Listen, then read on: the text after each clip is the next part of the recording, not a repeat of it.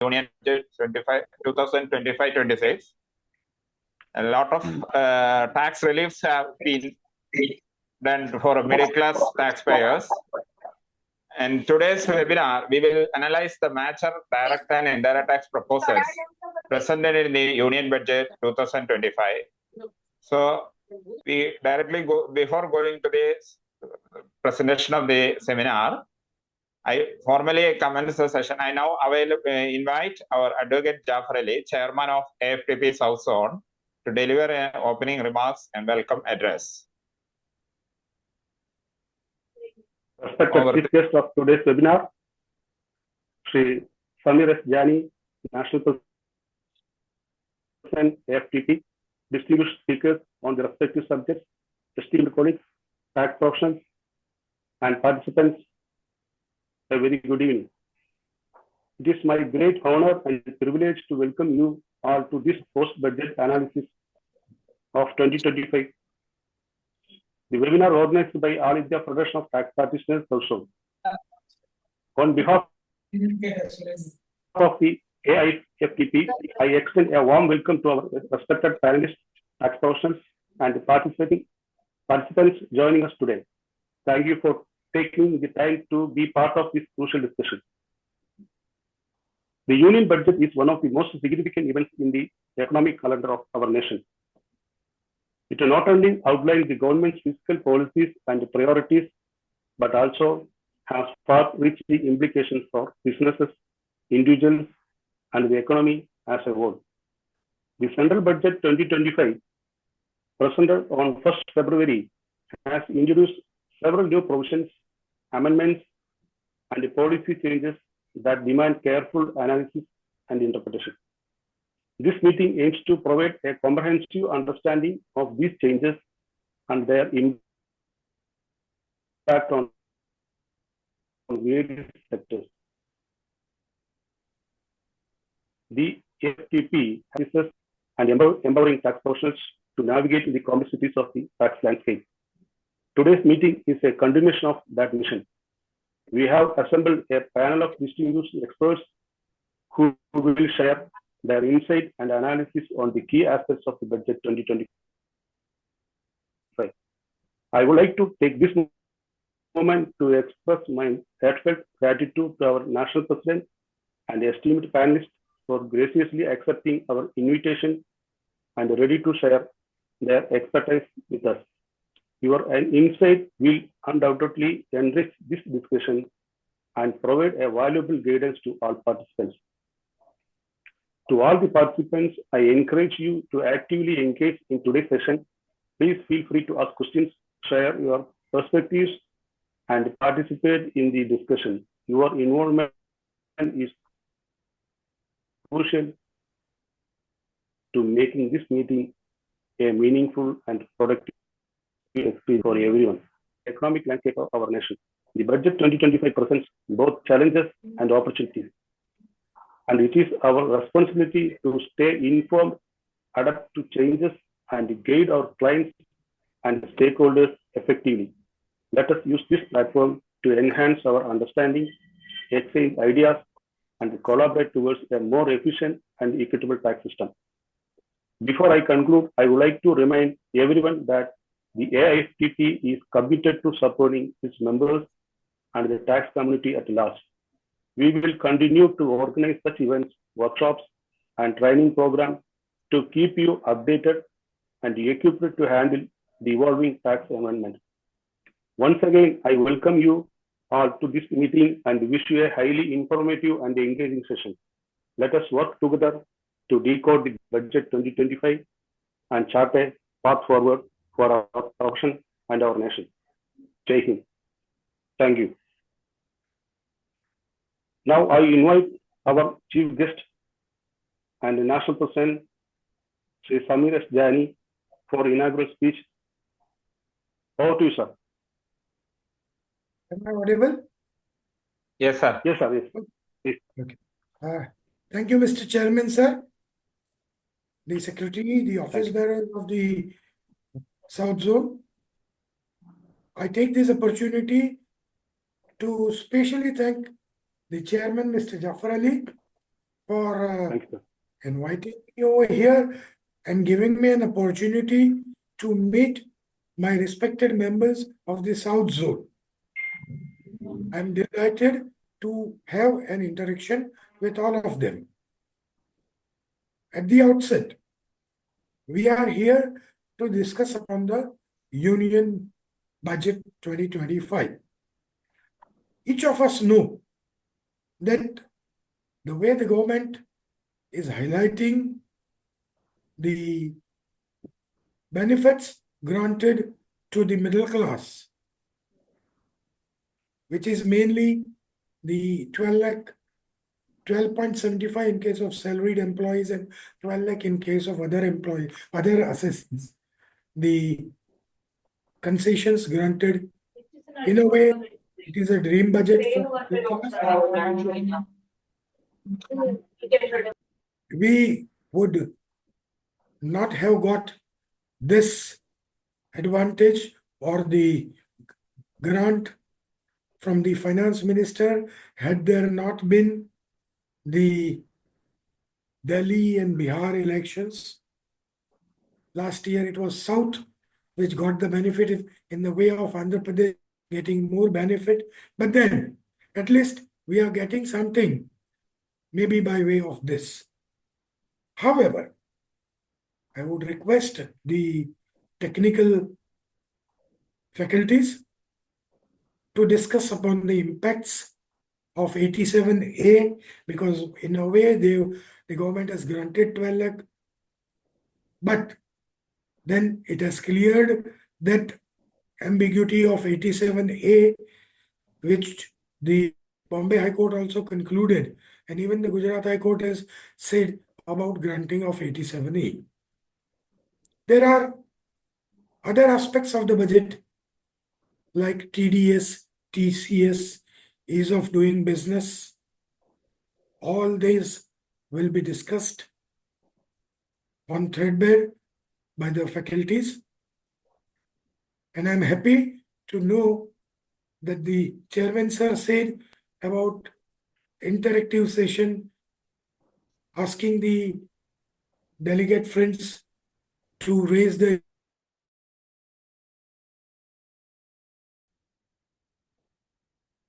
issue.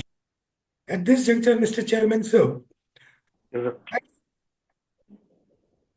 ask you to collect, since we are going to make a post-budget memorandum to the finance minister, may I request you to invite issues and compile it and send it to the HO so that it facilitates us to make a very good memorandum for post-budget issues.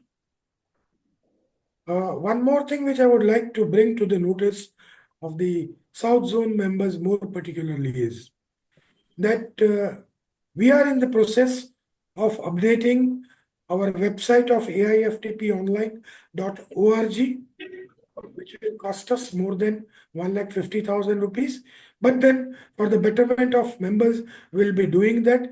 And to tell you in particular, we will be providing a real-time update for judgments, that is precedents of high courts, Supreme Courts, tribunal, circulars, notifications, everything on real-time basis will be provided on the website. We'll also be providing in the new revamped website our AIFTP journal. So those who are not subscribers to the journal are appealed to please subscribe and find a very good journal which would be very helpful in a profession. 1,500 rupees, 1,300 rupees rather. 1,300 rupees a year, annum is 100 less, I mean, somewhere around 100 rupees a month. We all are such professionals who can definitely afford 100 rupees a month. It would be, I mean, previously there was indirect tax journal separate and direct tax journal separate. Indirect tax was 1100 rupees. Direct tax was 1000. We are merging both direct and indirect tax and providing it at 1300 rupees only. So kindly please support us and be with us for the betterment of AIFTP and providing you services. The other thing which I would like to make South Zone feel proud about is the real-time updates shall be provided on our website from the state of Kerala. There is an software operator named Texken from Kerala, Cochin. Yes, sir. Chairman would be proud enough, and he has offered us a free of charge service, and will be providing all real-time updates on all the part of it. I wish the chairman and very good eventful year, because consequentially it would be me who would be benefited. But I await Thank you. South Zone taking the lead, going for bigger events and many more events. Congratulations once again, Mr. Chairman and the office bearers of the South Zone, along with the respected members of the South Zone. Once again, thank you for inviting me for this webinar. Thank you so much. Thank you. Thank you, Hussain, for your insightful views. And you told that the website is going to revamp and in a sophisticated manner. Thank you. Thank you very much. Now we are moving to direct tax proposal. I invite Secretary Sri Anil VN for faculty introduction. Hello, am I audible? Okay. Yes, yes. Yes. So our today's first session is CA Ajit Shivadas. He is BCom, ACMA, ACA, Advanced Diploma in Management Accounting from UK. He was born and brought up in Palakkad, Kerala.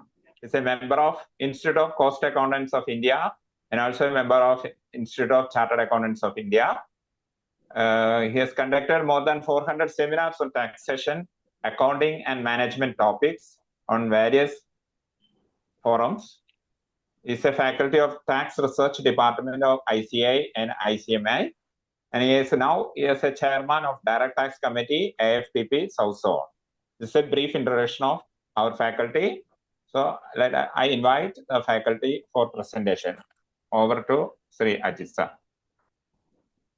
Thanks a lot, Advocate Anil sir, for your brief introduction. Distinguished Chief Guest of the Day, National President AIFTP Advocate Samir S. Jani sir, South Zone Chairman Advocate Jafar Ali Sulaiman sir, all other professional colleagues, senior members, very good evening to you all. Hope I am audible. Yes, go on. Yes, sir. Yes. So I'm trying to share my PPT. So day before yesterday, Honorable Finance Minister have tabled Finance Budget 2025. And the first and foremost thing that we have to see is, even though there are various direct tax proposals that was being mentioned in Finance Bill 2025, one big announcement before introducing the taxation direct taxes part, the big announcement that the Honorable Finance Minister made during her speech was with regarding to introduction of new direct tax bill in the table, and it is expected to be presented this week, that is within 7th of February. So definitely yes, as per her wordings, there would be a lot of amendments, radical amendments would be there, lot of amendments in order to get a better ease of doing business, simplicity in interpreting the law, in order to avoid litigations, in order to get a better transparency, simplicity, etc. lot of things are going to happen this week. And definitely, yes, this budget, lot of welcome moves are there. Lot of compliance proceedings under TDS have been definitely rationalized.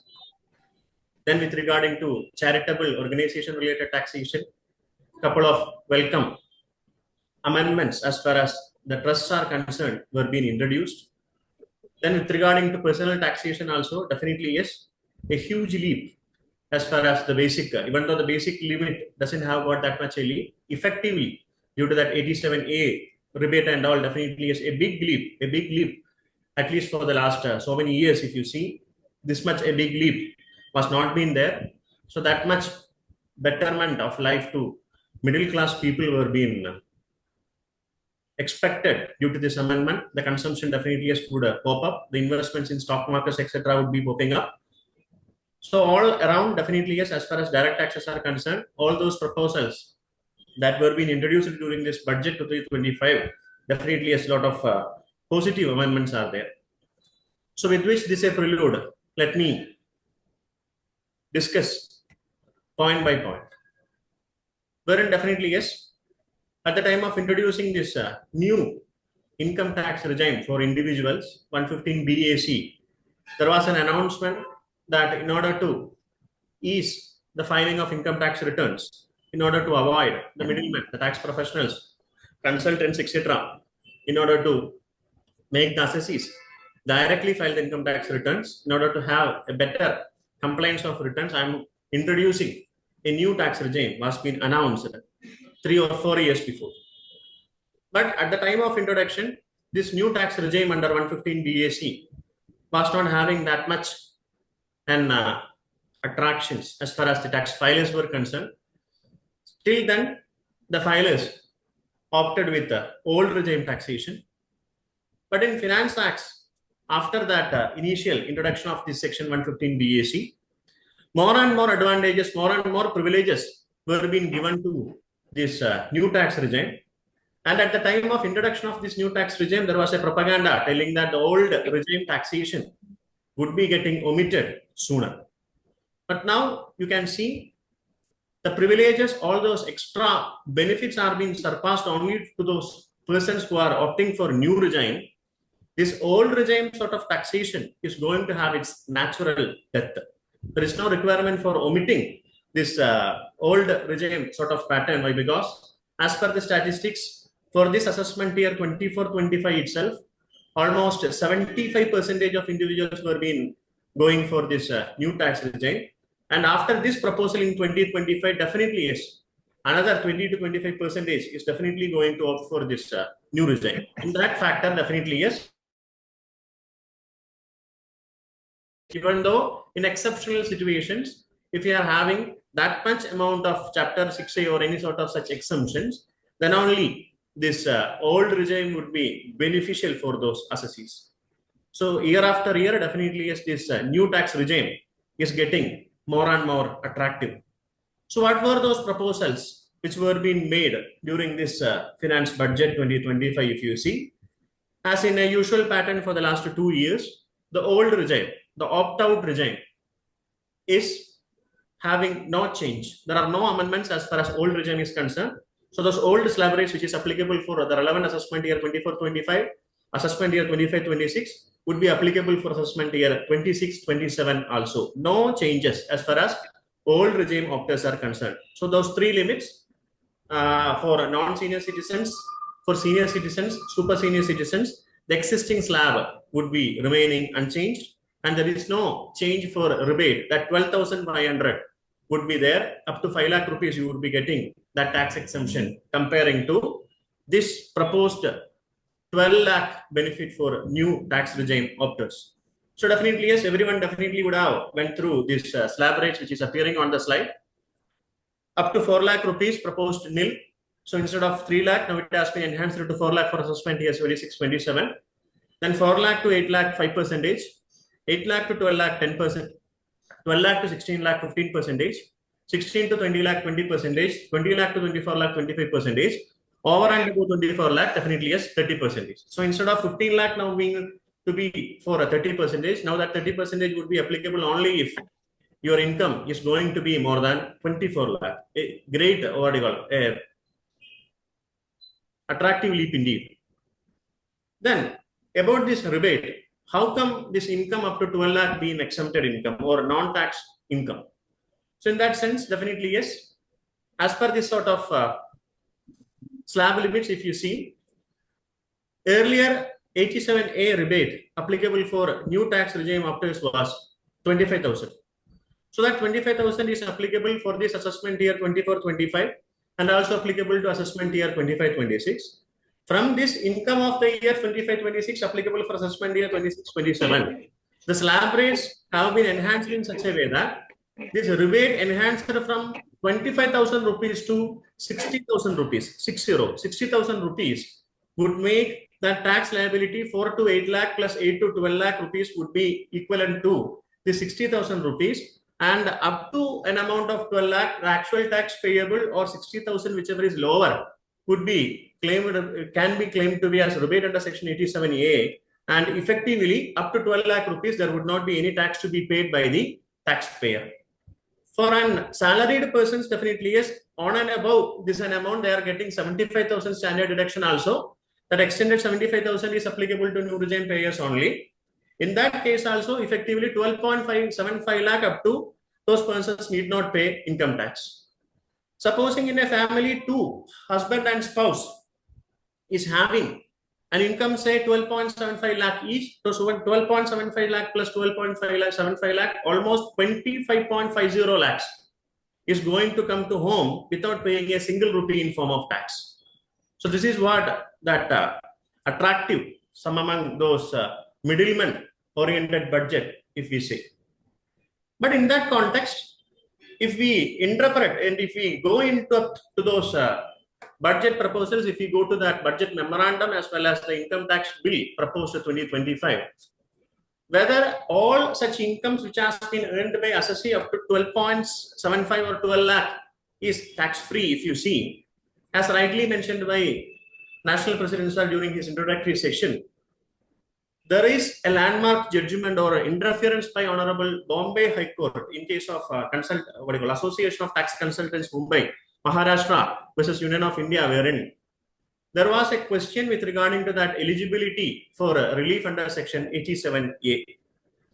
With regarding to that section 87A, up to June 2024, there were no restrictions in e-filing web portal also.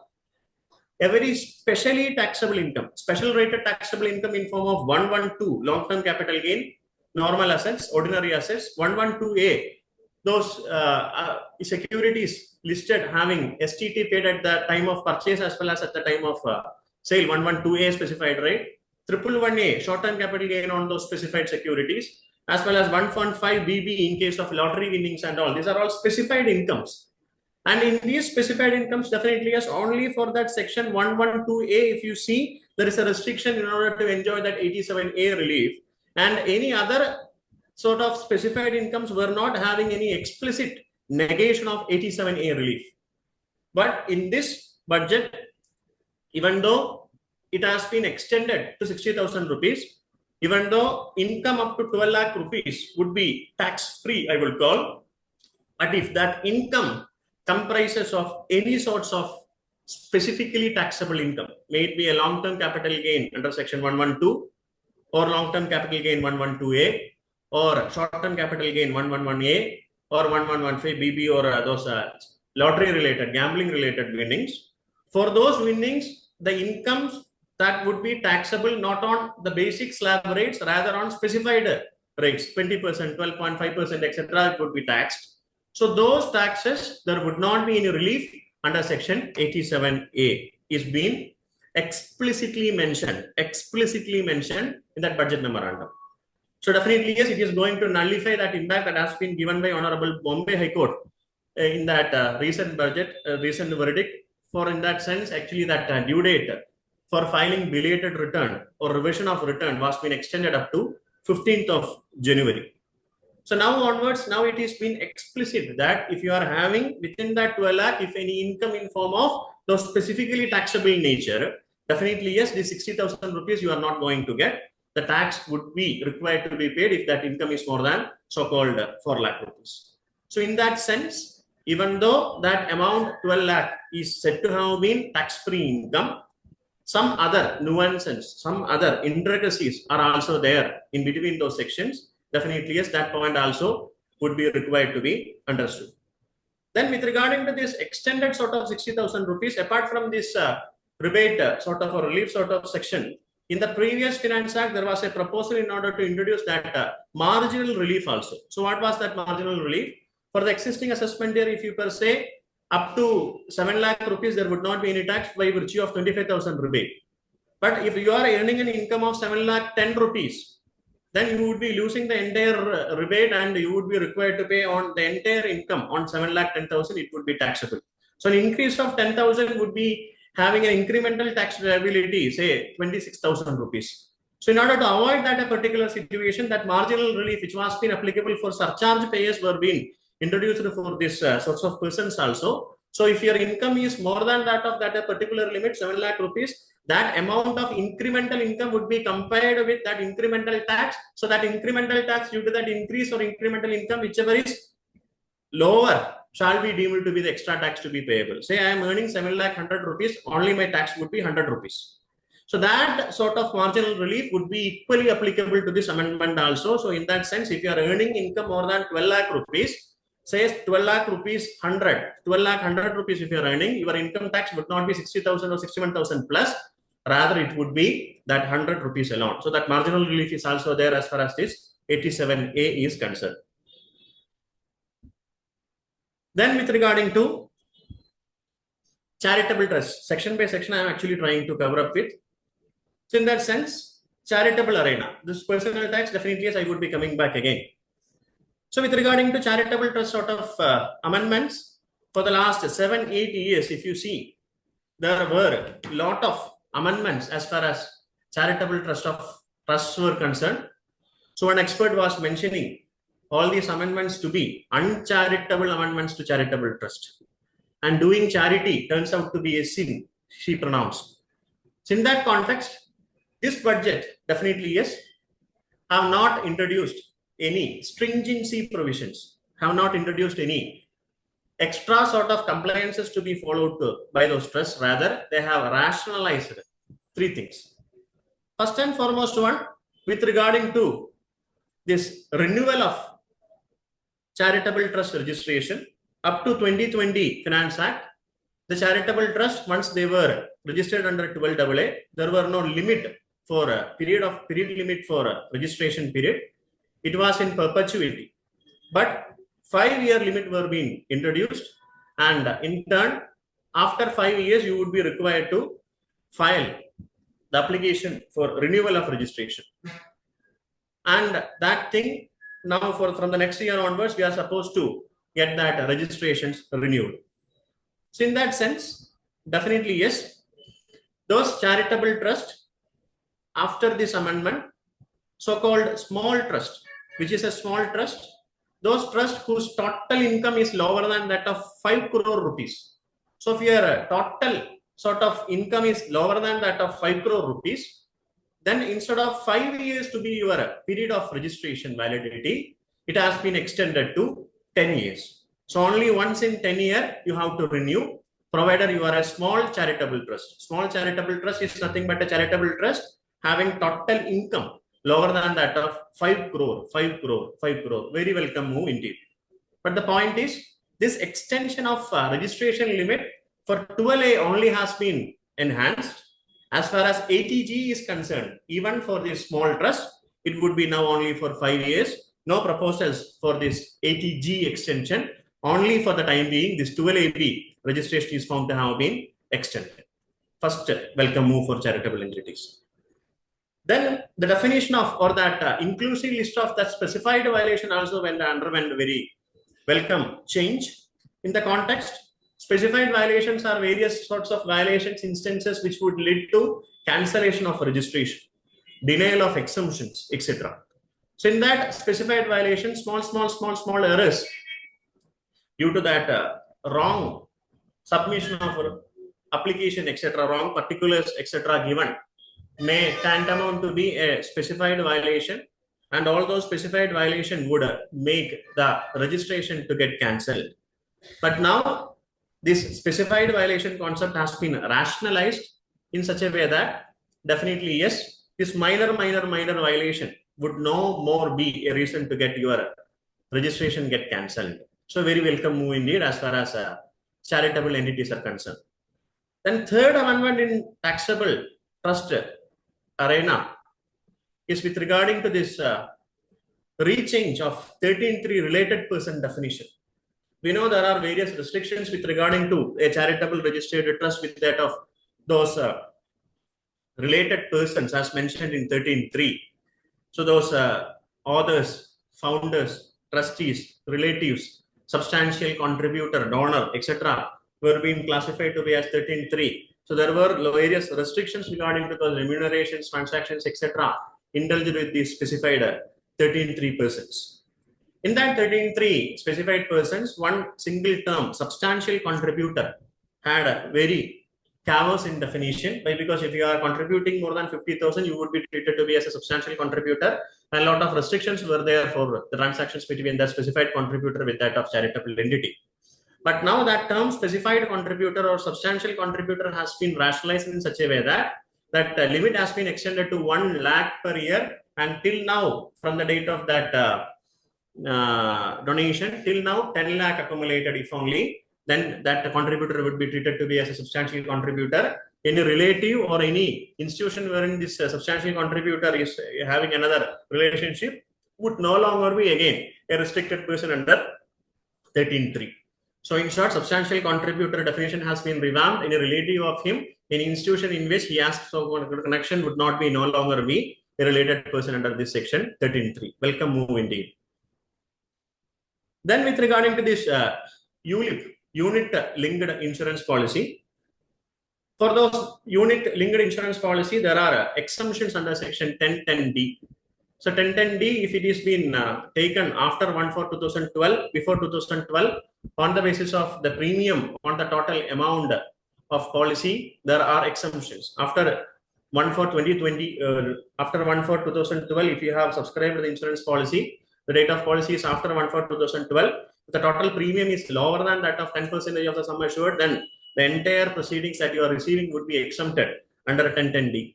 So same was the case in case of unit linked insurance policy also. So here, if such unit linked insurance policy covered under 1010D at the time of receipt would be treated to be as exempted one. But there were confusions with regarding to that receipt of 1010D not accepted cases. That is, if your total amount is more than 10%, what would be the situation? For a specially abled person, that has been extended to 15% right from 1/4/2013. So all those cases, if you are not being exempted under 1010D due to those premium over and above that specified 10% or 15%, now there is a clarity wherein if you are receiving such amount, such a sort of unit linked insurance policy would be treated to be as a capital asset, and you would be getting that benefit under section 112A, just as if a long-term capital gain of security wherein that security transaction tax has been paid, and it would be treated in par with an equity oriented funds. So it would be treated to be as a capital asset only on the gain portion on the basis of the section 112A, there would be a liability. So a very good clarification as far as this unit linked insurance policies are concerned. Then with regarding to this extension of time limits for startups, ATIAC, those exemptions. So those exemption was only up to first day of April 2016, but now it has been extended to 2030, 1st of April. So those entities which is going to get registered up to 2030 is going to get this exemption or deduction under section 80AC. Definitely yes, within 5 years that Vikasit Bharat dream has to be or have to be get satisfied for all those things. Definitely yes, more and more startups have to start their ventures with a view. Definitely yes, up to 2030 that time limit has been extended. Then if you see, a major step was with regarding to rationalizing TDS, tax deducted at source provisions. Even though the term is TDS, literally it was proving to be tedious as far as the deductors are concerned due to various stringency in provisions. Say for example, within case of that higher rate of deduction under 206AA for non-PAN givers or invalid PAN due to that non-linkage with Aadhaar givers, higher 20% were being required to get deducted. Then that section 206AB, if you are deducting from a specified person instead of deducting it at normal rate, that higher rate of TDS, double the rate of normal or 5%, whichever comes higher, was required to get deducted. So there were a lot of practical difficulties in order to identify whether such persons are specified persons or not. Even though in that reporting portal, after typing the PAN, you can get that PAN Aadhaar linked status as well as whether that person is a specified person or not. Still, on real-time basis, it was not getting updated. So on all those consequences, if such person from whom you have deducted the tax was supposed to have been a specified person, but you deducted it at normal rates, all those consequences which would be affecting a non-tax deductor, or if no deduction would be par equal to part deduction also. So instead of deducting it at 20%, you deducted at 10%. Instead of deducting at 5%, you deducted it at 1%. So even though you have partly deducted, the part deduction would tantamount to non-deduction, and all the consequences for non-deduction would be there for part deductors also, not by following this section 206AB. In that context, a very, very, very, very welcome move right from 1/4/2025. This section 206AB, as far as TDS is concerned, similar provisions in TCS arena 206CCA. For TCS collectors also, if you are collecting amount from a specified person, so instead of collecting that tax at normal rates, it should have been at higher rates. So those two similar provisions, one in TDS under section 206AB and under TCS under section 206CCA has been omitted. So both sections would not be applicable with effect from 1/4/2025. A very, very, very welcome move indeed. This will definitely ease that compliance procedures that to be followed by these deductors. So very, very, very, very warm welcome move indeed. After that, an amendment, definitely yes, certain threshold limits has been increased. In case of interest on securities 193, there were no limits if you are paying interest to debentures, bonds, etc. Now it has been extended to 10,000 rupees. 194A, interest other than interest on securities. Earlier, the slabs were for senior citizen 50,000, others 40,000 from banks, cooperative societies, etc. For other interest other than this interest on security, 5,000 was the limit. Now those limits for senior citizen 50,000 to 1 lakh, it has extended. 40,000 to 50,000 for now 5,000 limit. It has been extended to 10,000. Then for dividend, 5,000 to 10,000. Similar for mutual fund related specified company, 5,000 to 10,000. Then a couple of years back, the same situation was being reinstated. Couple of years back, 194B as well as 194BB, the 10,000 limit was not for the consolidated holistic year basis, rather winning per transaction basis. Now that position has been reinstated. For the last 2 years, it was been for aggregate amount for 1 year. Now it has been given for, now the proposal is for the entire year it is been taken out. Now it is been for a single transaction, 10,000 limit has been prescribed. Then with regarding to this 194D Insurance Commission, 194G Lottery Agency Commission, Commission on Brokerage 194H, 15,000 has been extended to 20,000 rupees. Then a huge leap as far as rent are concerned. Now only if you are paying any rent per year over and above 2,40,000, then only there is monthly, if you per se, if whole year the rent is there, 20,000 rupees per month. That has been extended to 50,000 per month. Per se, 6 lakh per year. So whether this 50,000 per month is equal to 6 lakh per year, yes, if the entire 12 months the relationship is there. But if not so, suppose in a single month there is an rent payable for more than 60,000, but in the current year there is only 6 months wherein you are going to pay the rent. then even though for the entire year, the total amount is going to be lesser than that of 6 lakh rupees, as for the reason that the rate or that limit prescribed is per month. So even if you are paying monthly rent for a single month or 2 months, even if your total rent per year is not going to be more than 6 lakh rupees, consolidated one, which was there for before amendment up to 2.4 lakh, but now this is not for an year basis sort of an exemption 6 lakh rupees. Rather, this is a monthly limit of 50,000. So whether this 50,000 per month is equivalent to 6 lakh per year, answer is yes for some cases, answer is no for some other cases, for all those obvious reasons that I was mentioning. Then I welcome you as far as we the professionals are concerned. Now our TDS slab rates has been extended up to 50,000 rupees. Now the case was with 30,000 rupees. Then for enhanced compensation also, 2,50,000 has been enhanced to 50,000 rupees. Oh, sorry, 5 lakh rupees. Yes. Then another rationalization within that technical definition forest produce was having a lot of chaos. Now a clarity has been given correlating the same with the Forest Act and all. And the rate of TCS for timber has been reduced from 2.5% to 2%. Then a very welcome move as far as this TCS amendments are concerned. Omission of 206C1H. We know 3 years before that section 194Q was made introduced. So that section 194Q at the time of purchase of goods 50 lakh and above, 0.1% TDS is required to be deducted, provided your total annual turnover previous year is more than 10 crore rupees.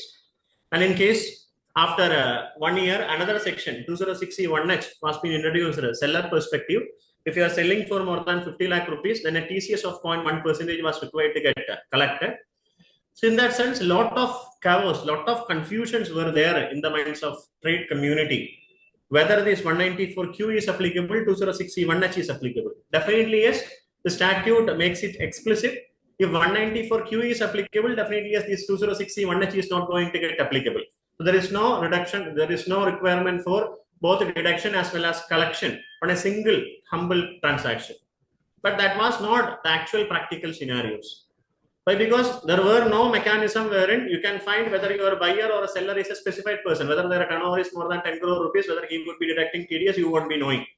So a lot of chaos. So in order to avoid those consequences for failure, in order to do it, in order to go about for not to be classified as a sin default, the sellers went on with collecting taxes and the buyers went on with deducting taxes. So on a single transaction, both the TDS as well as TCS were being made applicable.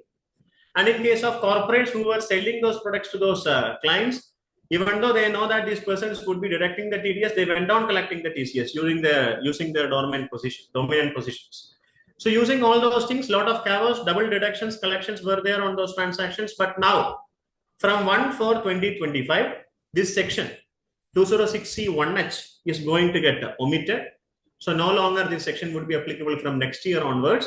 But this section 194Q still exists. There is no change as far as this 194Q is concerned. Only this section 206C1H have been found to be omitted.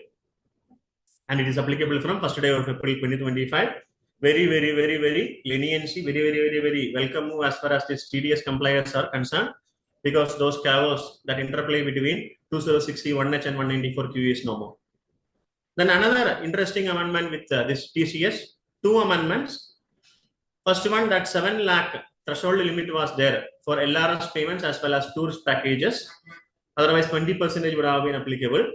Now that threshold limit of 7 lakh for both cases, LRS as well as foreign tour package cases, 7 lakh rupees has been extended to 10 lakh rupees.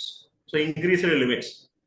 Then another welcome move, if you are sending money abroad for education purposes out of education loan, then such amounts were being taxed at or TCS were being there at 0.1%. But now, after this amendment from 1/4/2025, the total amount is said to be TCS free, provided you have borrowed such amount and you are sending it for education purposes and you have borrowed such amount from specified or eligible or notified financial institutions, banks, nationalized banks, etc. If you are borrowing and if you are sending, then there would not be any TCS on such amounts, and that limits 7 lakh has been extended to 10 lakh for the previous two cases, LRS payment as well as in case of foreign tour packages. Then 206 AB I was mentioning, 206 AB as well as 206 CCA have been omitted with effect from 1st day of April 2025. Then another humble simple amendment. In case of self-occupied property, we know up to 2 self-occupied properties, unoccupied properties, the gross annual value would be nil, and you can have that 24B, interest on loan, subject to various conditions, 2 lakh deduction. But in order to classify such unoccupied or property to be as a self-occupied property, lot of riders were there, conditions were there.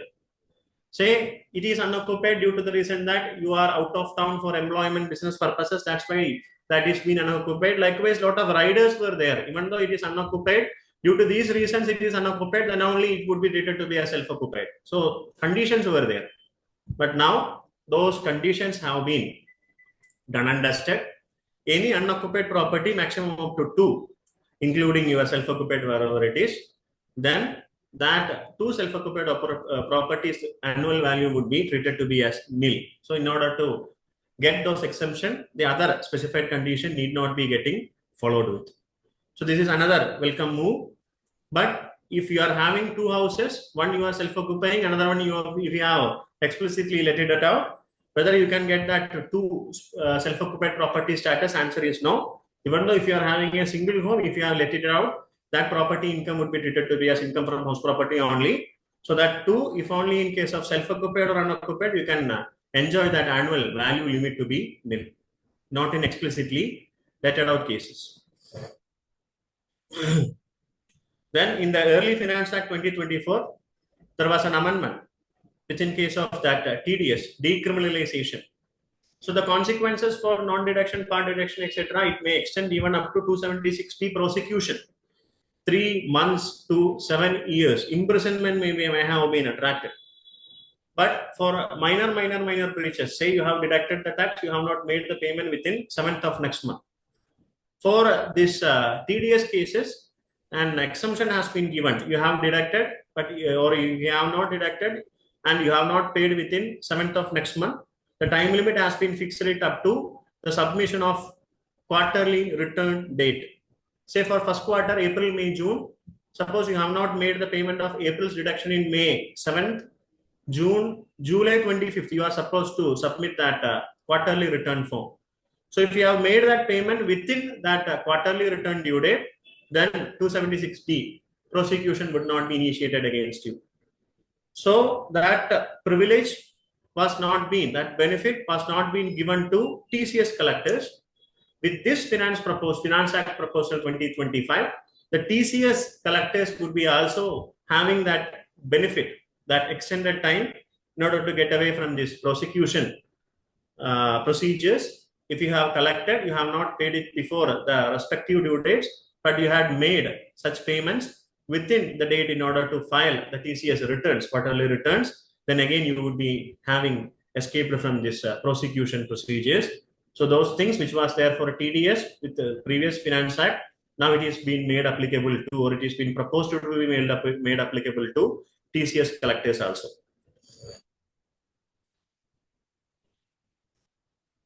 Then, after this income escapement assessment, scrutiny assessments, definitely yes, if any demand arises, in case of income escapement assessment, even though any demand has been raised, normal proceedings has been in order to issue that 270A penalty for underreporting, misreporting, etc. For underreporting of income, there is an immunity provided under section 270AA. If you are making the payment within 30 days from the date of order, and if you are submitting that prescribed form within 30 days, then the underreporting penalty, 50% of that tax would not be there. And the time limit of 1 month was literally a shorter time. Definitely, yes, a very welcome move. Instead of 1 month from the date of order, that immunity in order to get that underreporting penalty under section 270A, 50% of the tax has been extended to 3 months. So now it is 1 month, it has been extended, proposed to be extended to 3 months. 270AA sort of penalty immunity extended to 3 months. Then updated return. Now we know updated return 24 months delay now only can be condoned, or it can be you can file an income tax return for that 24 months delay only. Or if you have to edit, or if you have to increase those income, reduce those deductions, exemptions, etc., in order to resubmit the return in updated form, again 24 months was the time limit. Up to 12 months by paying extra 25% under 140B. For 24 months, extra 50% under section 140B, you would be required to be paid. Now those 24 months has been extended up to 48 months, provided you are paying extra tax up to 36 months. 60% you would be required to pay. 48 months, 70% you would be required to pay. So by paying that extra tax of 60% and 70%, it has been extended to 36 months as well as 48 months. So after this amendment, definitely yes, you can file back 4 back years return, 4 plus current year, 5-year return you can file right now. So in that sense, for current year, current previous year, no requirement in order to make the payment under 140B, but definitely as after December 31st up to March 31st, that 25% may be applicable for first year sort of delay. Before which 12 months, 25%. Again, 24 months, 50%, 36 months, 60%, and for 48 months, 70% respectively would be the higher or enhanced rate of tax, additional tax to be paid under section 140B subsection 3. And it would be getting applicable from 1/4/2025 onwards. Now, one interesting sort of an amendment as far as these MSMEs are concerned, in context to MSME threshold limit extensions. The present limits for micro investment 1 crore, turnover 5 crore, small enterprises 10 crore investment, 50 crore turnover, medium enterprises 50 crore investment, 250 crore turnover. Now those limits has been extended from 1 to 2.5, 10 to 25, 50 to 125 in case of investments. In case of turnover, 5 to 10 crore, 50 to 100 crore, 250 to 500 crores in respect of the turnovers. So now the point is,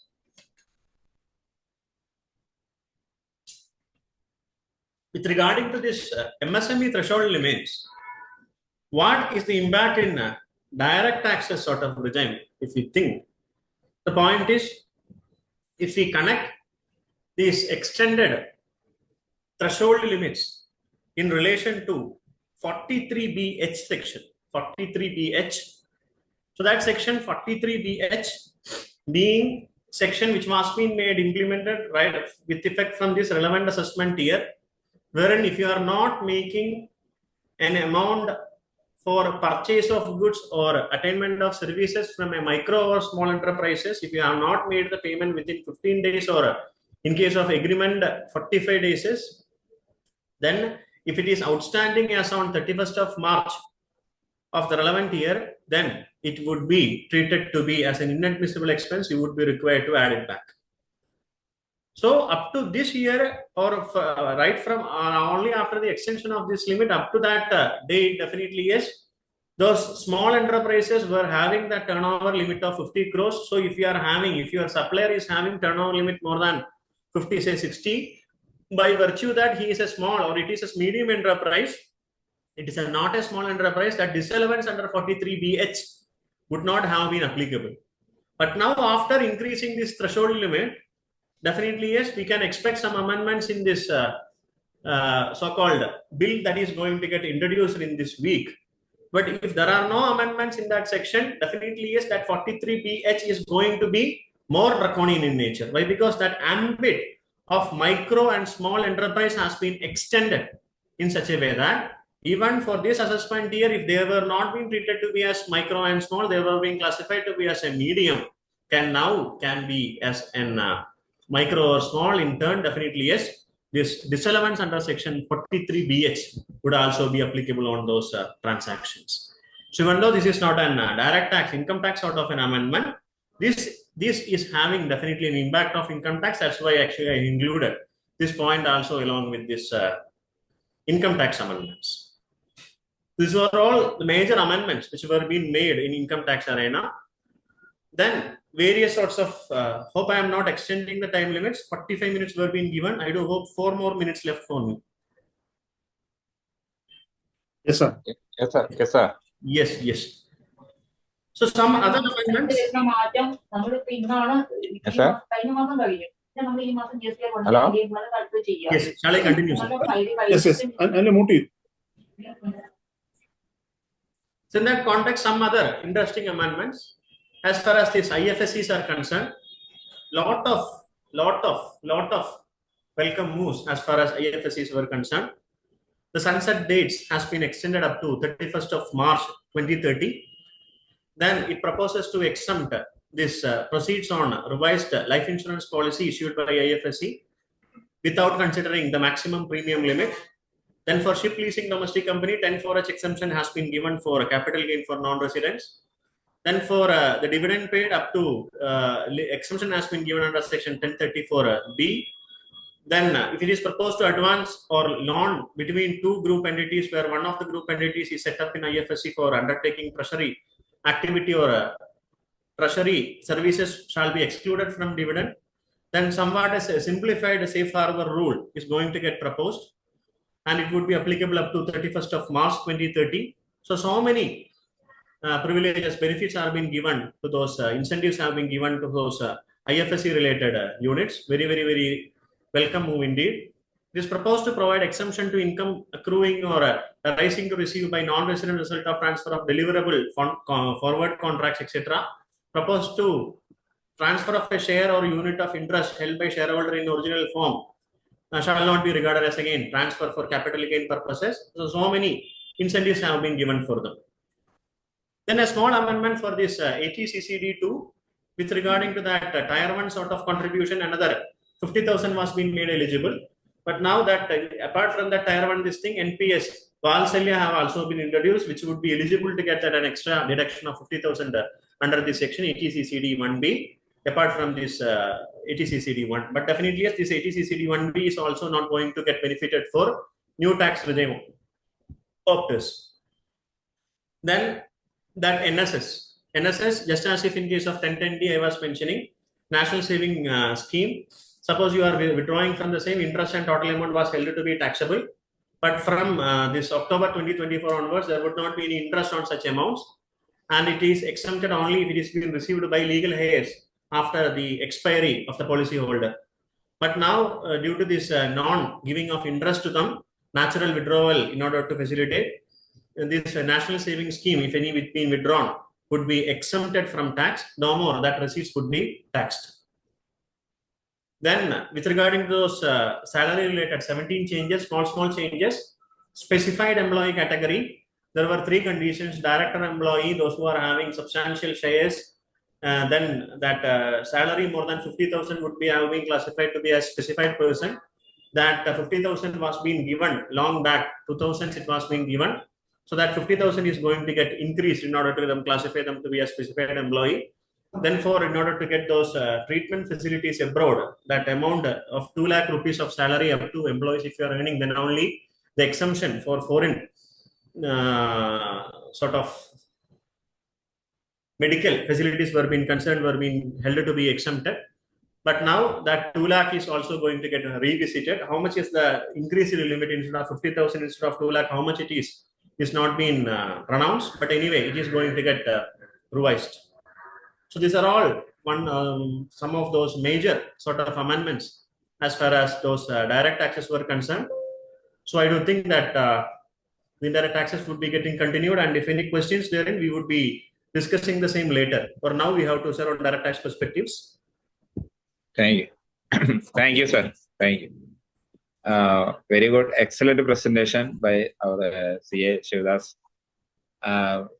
Now we have to move to our second session, which focuses on indirect taxes like customs and import duties, service tax, and GST. So before first part of the session, we will dealing with the customs, the major amendments in the customs duties and import duties and service tax. So this session will be presented by our Advocate G. Natarajan sir from Chennai, a well-respected expert in indirect taxation. To introduce our faculty, I invite our Advocate Govinda Rao Vaisira, Joint Secretary of AIFTP South Zone. Is Govinda Rao sir? Hello? I think Govinda sir is not joined. I introduce G. Natarajan sir. So, Natarajan sir is an advocate by profession. He is also qualified cost accountant. He has a decade of experience in the customs and central excise department and 20 years of practice in all benches of SEZ and various high courts and supreme courts. Sri G. Natarajan is a well-known writer on the subject, and more than 500 of his articles have already been published in the leading magazines, portals on taxation, namely Excise Law Times, Service Tax Reporter, Tax India Online, Tax Tura, Tax Scan, Tax Management India, Tax Man, etc. He has also authorized a book titled Demystifying GST for Construction Industry, the second edition of which was published in June 2020. Sri G. Natarajan sir regularly gives presentations, lectures on indirect taxes, including GST, before various industrial forums, professional forums, government departments, nations, etc. He has been recognized as one of the top individual lawyer 2021 by Forbes India Legal Power List. He has been appointed as one of the members of the advisory panel formed by Tamil Nadu government in 2022 to advise the government on various fiscal policies and issues relating to GST. He has also been appointed as one of the members of the committee formed by the Tamil Nadu government under the chairmanship of noted economist Sri Aravind Subramaniam to study the IGST settlement mechanism and fund transfers to state government. Welcome, Sri Natarajan sir. I invite Natarajan sir for a presentation.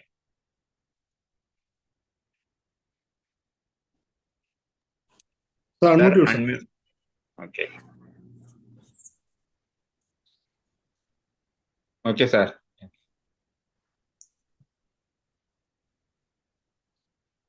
Please unmute, sir.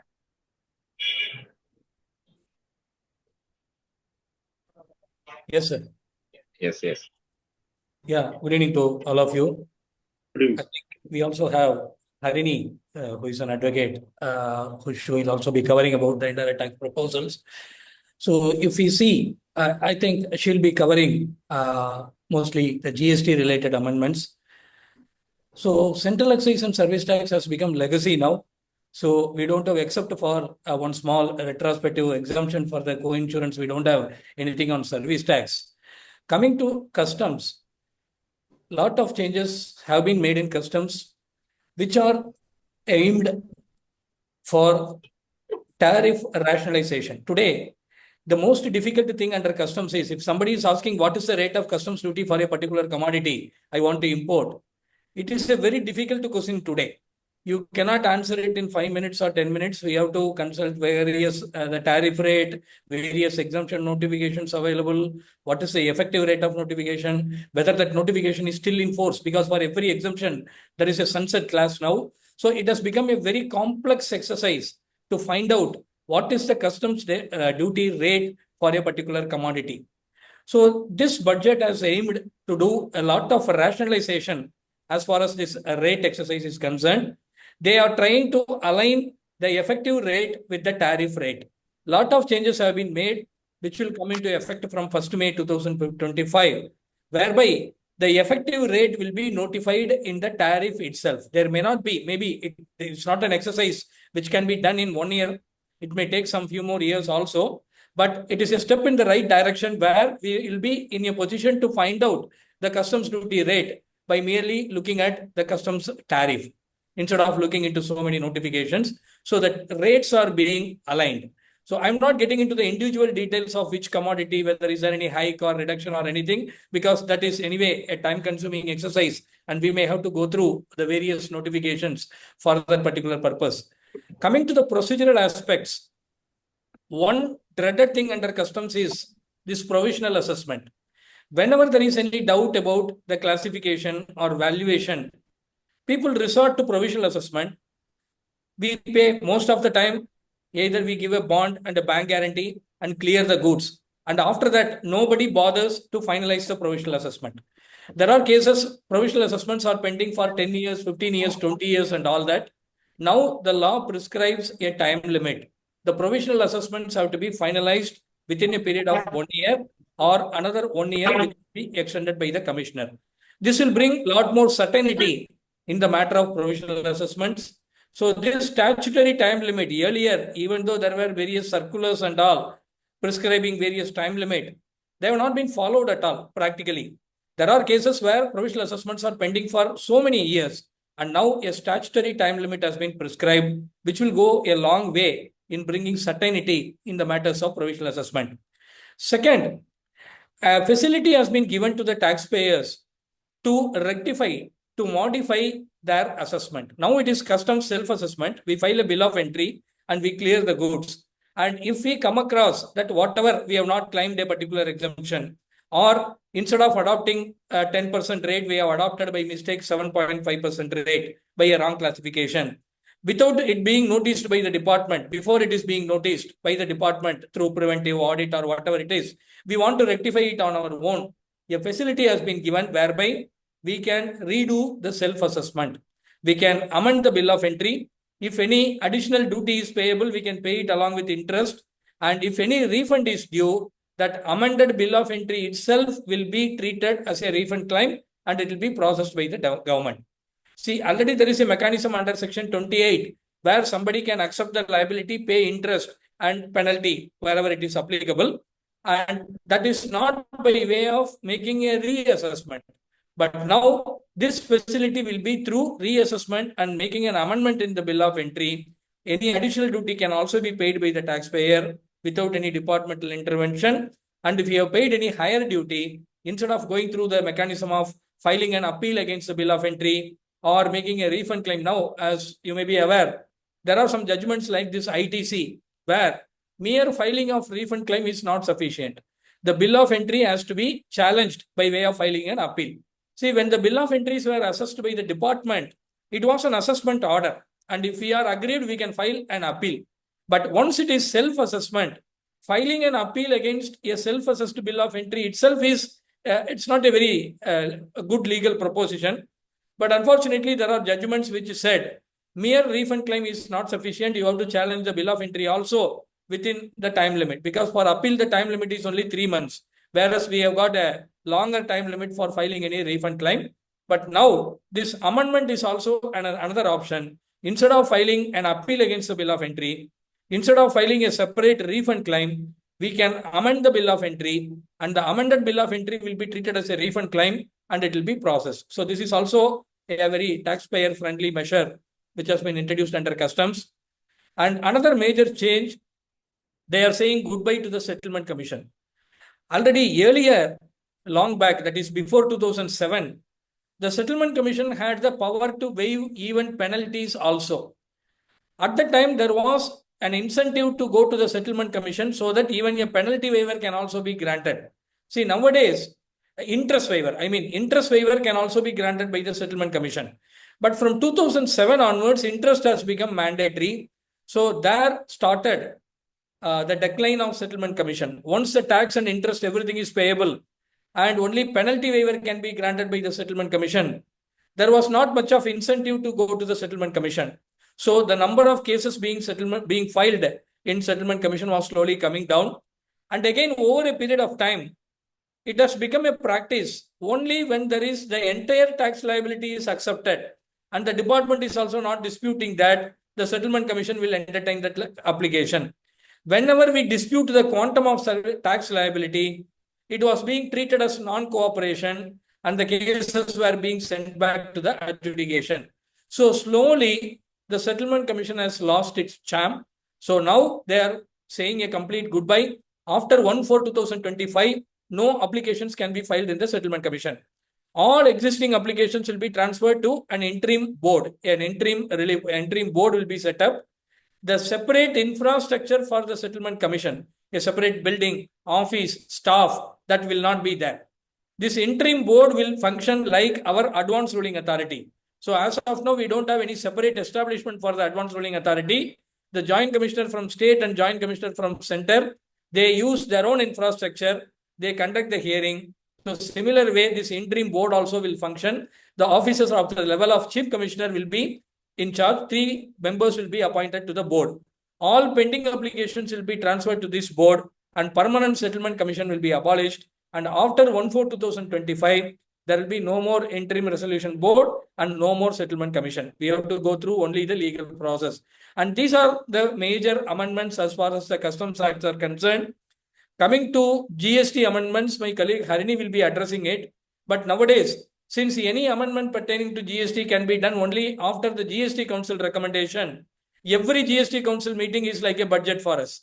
Immediately after every council meeting, lot of circulars and notifications will be issued. And very recently, we had the 55th GST Council meeting, followed by various notifications and circulars. So as far as the budgets is concerned, whatever decisions have been taken in the earlier GST Council meetings, those have been implemented through this budget by making certain amendments in the provisions of GST law, which will be addressed by my colleague. With this, these are all the major amendments on customs. So we will come back to answer your queries on both customs as well as GST. Now, I think Harini may be called after a proper introduction. Thank you. Thank you, sir.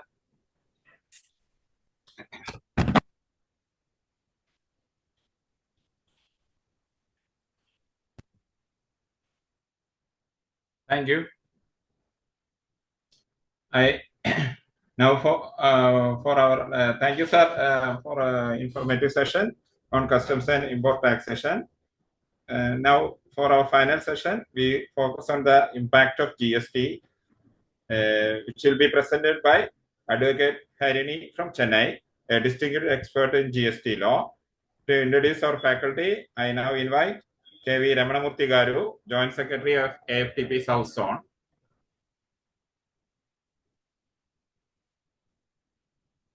Ramanamurthy, sir.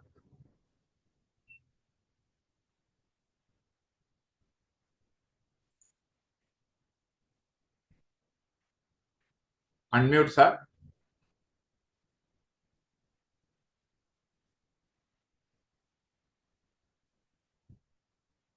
Unmute.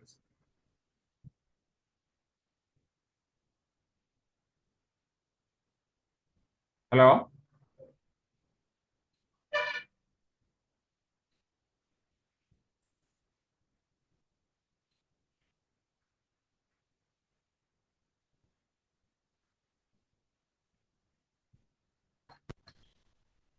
Sir, please unmute, sir.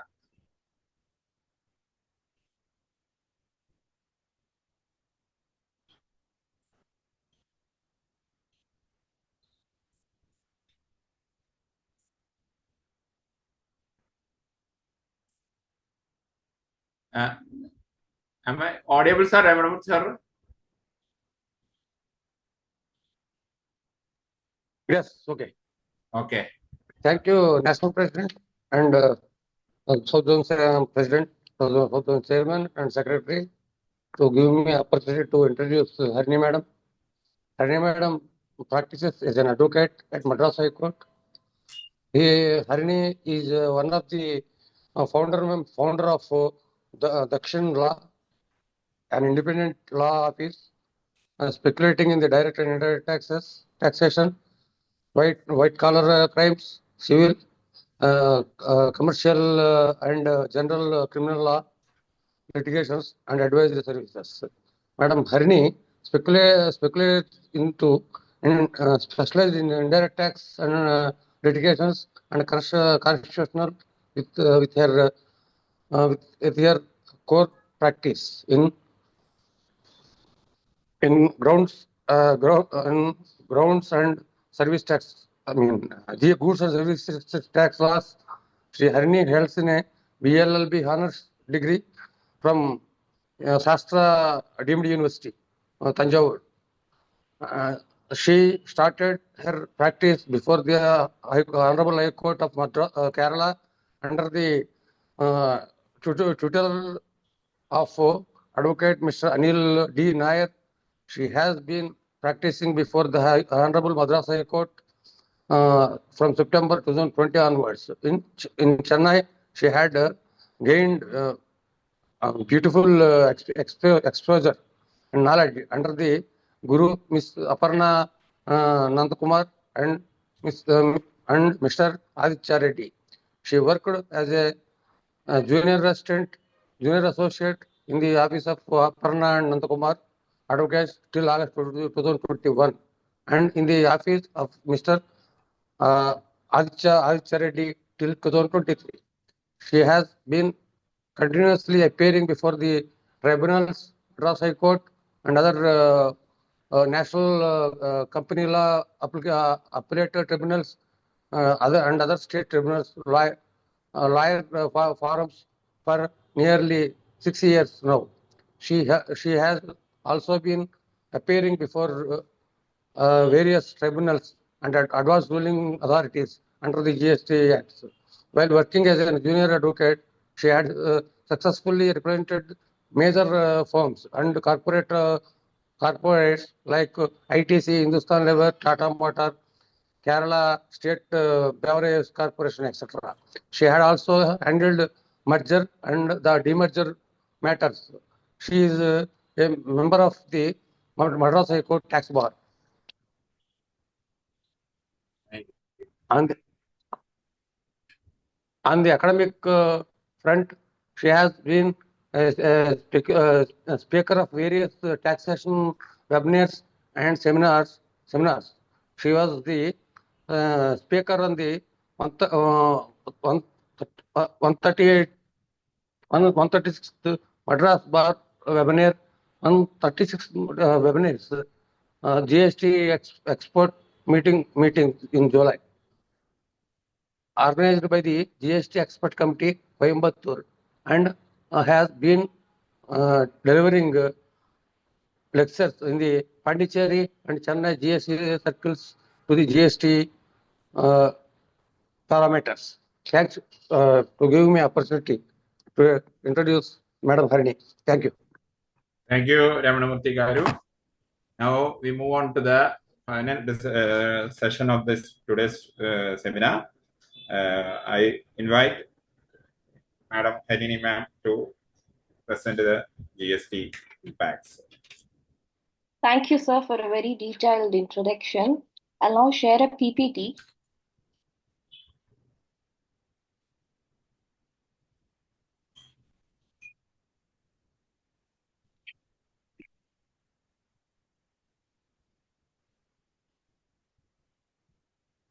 A very warm good evening to all distinguished office bearers and the senior professionals who have spoken before me and the distinguished members of AIFTP Southern Zone. I also take pride in taking this opportunity to discuss about the budget implications under GST. So under GST, there are about 14 to 15 proposals. And as Natarajan sir has rightly stated, GST Council has already proposed these changes and the budget has only now reaffirmed those. So there are about 4 to 5 major changes under GST. I'll cover those first. And starting off with the good news, now Section 12, subsection 4 and 13, subsection 4 has been deleted, which dealt with the time of supply for vouchers, supply of vouchers. And in the earlier GST Council meeting itself, it was discussed that this time of supply can be deleted since supply of vouchers are neither considered a supply of goods or services. And tracing back the history of this, all of us will know that Madam Aparna Nandakumar had started this litigation from Madras. So it initially started as a AAR application, where initially it was held that supply of vouchers are supply of goods, and they also levied a certain percentage of tax, as I have mentioned in the slide. Then she successfully got a favorable order from the Appellate Advance Authority ruling, where for the first time it was held that vouchers are neither a good or service, and the underlying supply of good or service in a voucher can only be taxed. So this went on to Madras High Court for further clarification, and it was finally held that if a particular supply is identified at the time of issuance of voucher, then the time of supply can be the time of issue of voucher, and if it is not identified, then it can be at the time of redemption of the vouchers. Now, there has been a full stop to this discussion and confusions. Vide the circular, which was issued on 31/12/2024, where it was held that issue of vouchers are neither supply of goods nor services. And consequently, this budget has deleted section 12 subsection 4 and 13 subsection 4 as they are no more a supply. Therefore, no time of supply is required. And the other major judgment amendment which has been a discussion, a controversial discussion on all platforms, is with respect to the substitution of plant or machinery to plant and machinery in section 17(5) clause B. So as we all know, section 17 subsection 5D deals with block credit for construction of immovable properties for own use, where it was earlier stated plant or machinery can be an exception to this block credit. And as we know, 17(5)(c) deals with works contract for construction of immovable properties, where plant and machinery was an exception to such block credit. This was taken to the Supreme Court in the Safari Retreats judgment, where the Honorable Supreme Court held that there are two exceptions provided in section 17(5)(d). One is plant and machinery for construction of immovable properties in the nature of plant and machinery are eligible for ITC. Now, this interpretation of plant and machinery was the major question before the Supreme Court, and the Supreme Court, in fact, answered in favor of the taxpayers, where it stated that plant and machinery is stated only in 17(5)(d), and in all other places under the GST Act, only plant or machinery is used.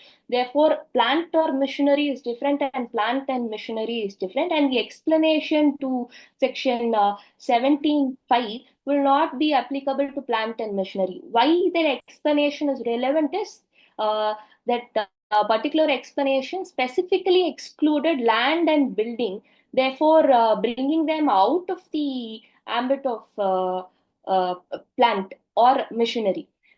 Now, Supreme Court held in favor of the taxpayers, and this budget amendment has got over with the Supreme Court judgment by saying this, substituting this plant or machinery to plant and machinery, and they have also included an explanation saying that it was deemed to be plant and machinery all along, and it is a notwithstanding clause. Therefore, they have successfully got over the judgment of the Honorable Supreme Court. And I have a different opinion with respect to the present status of the Honorable Supreme Court's judgment in Safari Retreats, and I also happened to hear Mr. Natarajan sir's view on this yesterday. I think my views are in alignment with sir's view because the Supreme Court has also held in paragraph 32, where it analyzed subclauses C and D, stated this own use under 17(5)(d) will not include any construction of immovable properties which are intended to be given on lease or license or sold in the future, because Supreme Court has classified own use means if it is either for the personal use of the person who has constructed the property, or for to conduct business in that particular property, and not where it is leased to someone else. So that is not own use, is what Supreme Court has said. So this paragraph 32 still remains a good law, and this will carve out an exception to the budget proposal. However, there may be different views. My opinion is this particular analysis of clause C and D of the Supreme Court is based on the clear language of the provisions and not based on any other judgments. If you see the judgment, the Supreme Court will analyze the provisions first and thereafter goes into the interpretation of plant and machinery, and that is where various precedents and jurisprudences are mentioned. Therefore, I think this view is still there and it will carve out an exception to the budget proposal. And the other major amendment is the introduction or the substitution of proviso to subsection 2 of section 34. This section 34 deals with credit notes, and there earlier the proviso stated that the incidence of tax on the supply for which the credit note has been issued should not be passed on to any other person. That was the only exception. But now the proviso has been substituted by saying that the recipient who has received that service has to reverse the credit, and only thereafter the supplier can declare the credit note. That is the new proposal. This will personally, I have come across few cases where few of the suppliers unilaterally declare such credit notes or issue such credit notes and declare them in the returns without the consent of the recipients or without any incidents which arise, which causes them to issue such credit notes like that. So now this will clear that ambiguity, and it will also make those suppliers even more accountable and responsible in order to wait till the reversal of credit by the recipient.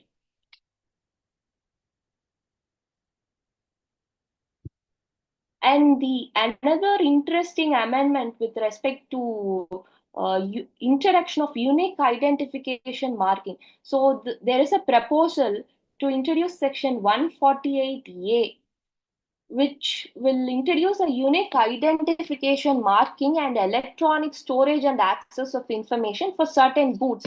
These are apprehended to be evasion-prone goods.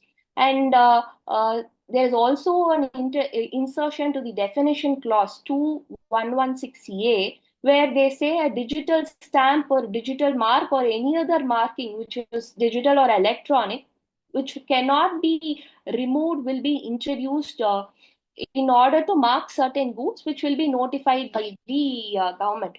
So this system is brought into introduced to avoid tax evasion.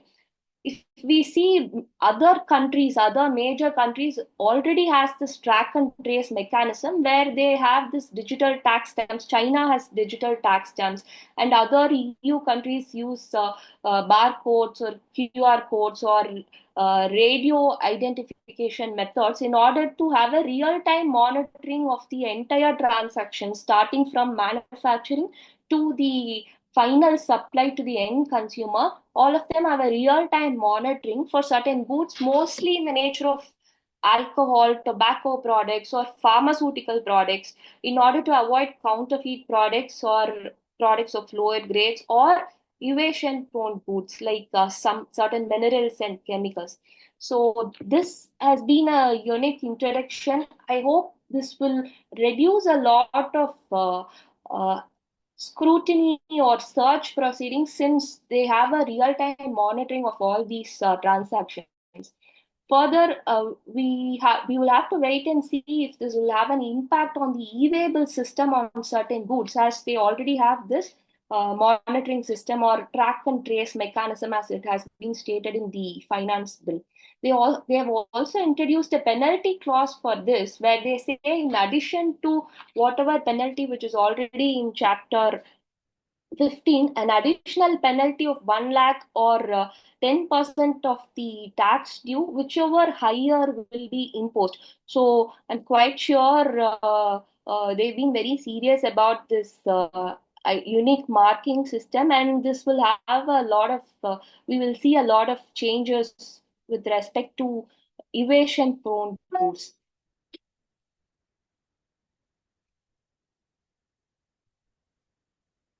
Then another major amendment is in Schedule 3, where they have introduced clause AA under paragraph 8, where they say supply of goods warehoused in SCZ units or FTW, that is free trade warehousing zones, to any person before clearance of exports or to the domestic tariff areas will be neither a supply of goods nor supply of service. So this amendment has been brought to align this with the other custom bonded warehouse supplies which are already in place in paragraph 8. And interestingly, they also say there cannot be any refund of tax which was already collected for this kind of supply. Earlier, if you see in the 2018 finance bill and other previous finance bills where there were retrospective exemptions under service tax, they provided a refund within a time frame. But here, there is a specific mention that refund will not be provided for such tax already collected. It might be brought to a judicial scrutiny. However, it's a policy decision, so we'll have to wait and see. And another important amendment is with respect to pre-deposit under Section 107, where they've introduced a pre-deposit of 10% for penalty as well, where we file an appeal and the demand is only with respect to penalty, we'll have to pay 10% pre-deposit. And Section 112, subsection 8 is also modified to be in alignment with the new amended 1076. Therefore, if we go to for the second appeal to the tribunal, we'll have to pay 20% pre-deposit for the penalty amount too. However, there is no mention about the interest portion. There are cases where we have filed an appeal only against an interest demand where we would have admitted the tax and the penalty, but there might be disputes with respect to interest demand, specifically where this credit ledger is utilized. In those kind of cases, the appeal is only against the interest demand. So since there is no mention specifically about the interest demand, I think we need not pay any pre-deposit against such interest.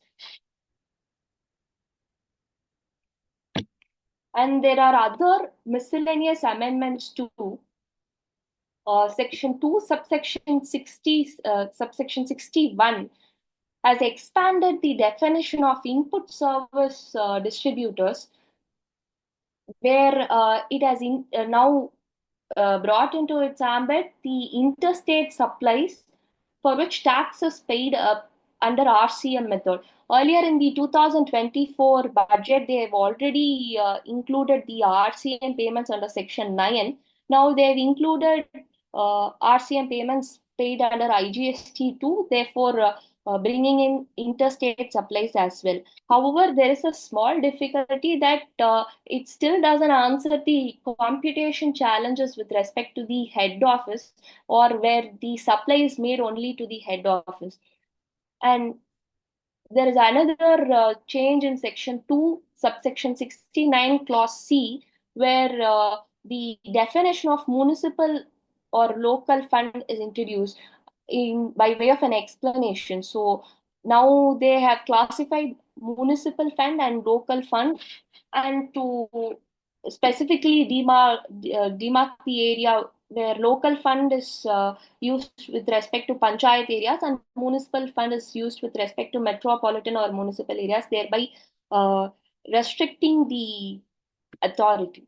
And Section 38 and 39 are also amended. These are the return filing provisions, where Section 38 is amended to be in alignment with the new invoice management system. Therefore, since the invoice management system is introduced, it cannot be stated it's an auto-generated statement. Therefore, some amendments has been made. The line is also amended to specify conditions and restrictions for return filing, which have not yet been notified. We'll have to wait and see what are those conditions and restrictions. I have made it short so that we can have an interactive session. If there is any question or any discussion with respect to any particular amendment, we can have it. And maybe Natarajan sir can also help in the discussion session.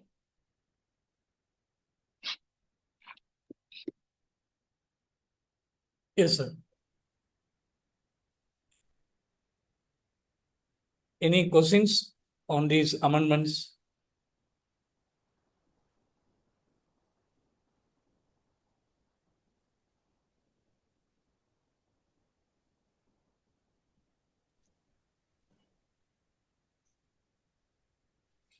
Members are requested to raise a question if you have any doubt.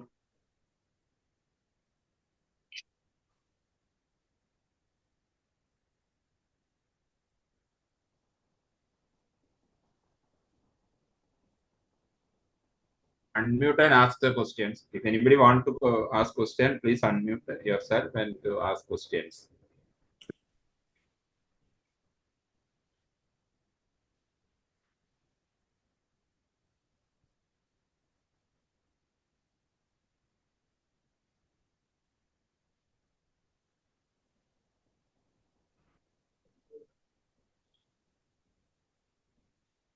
Yes.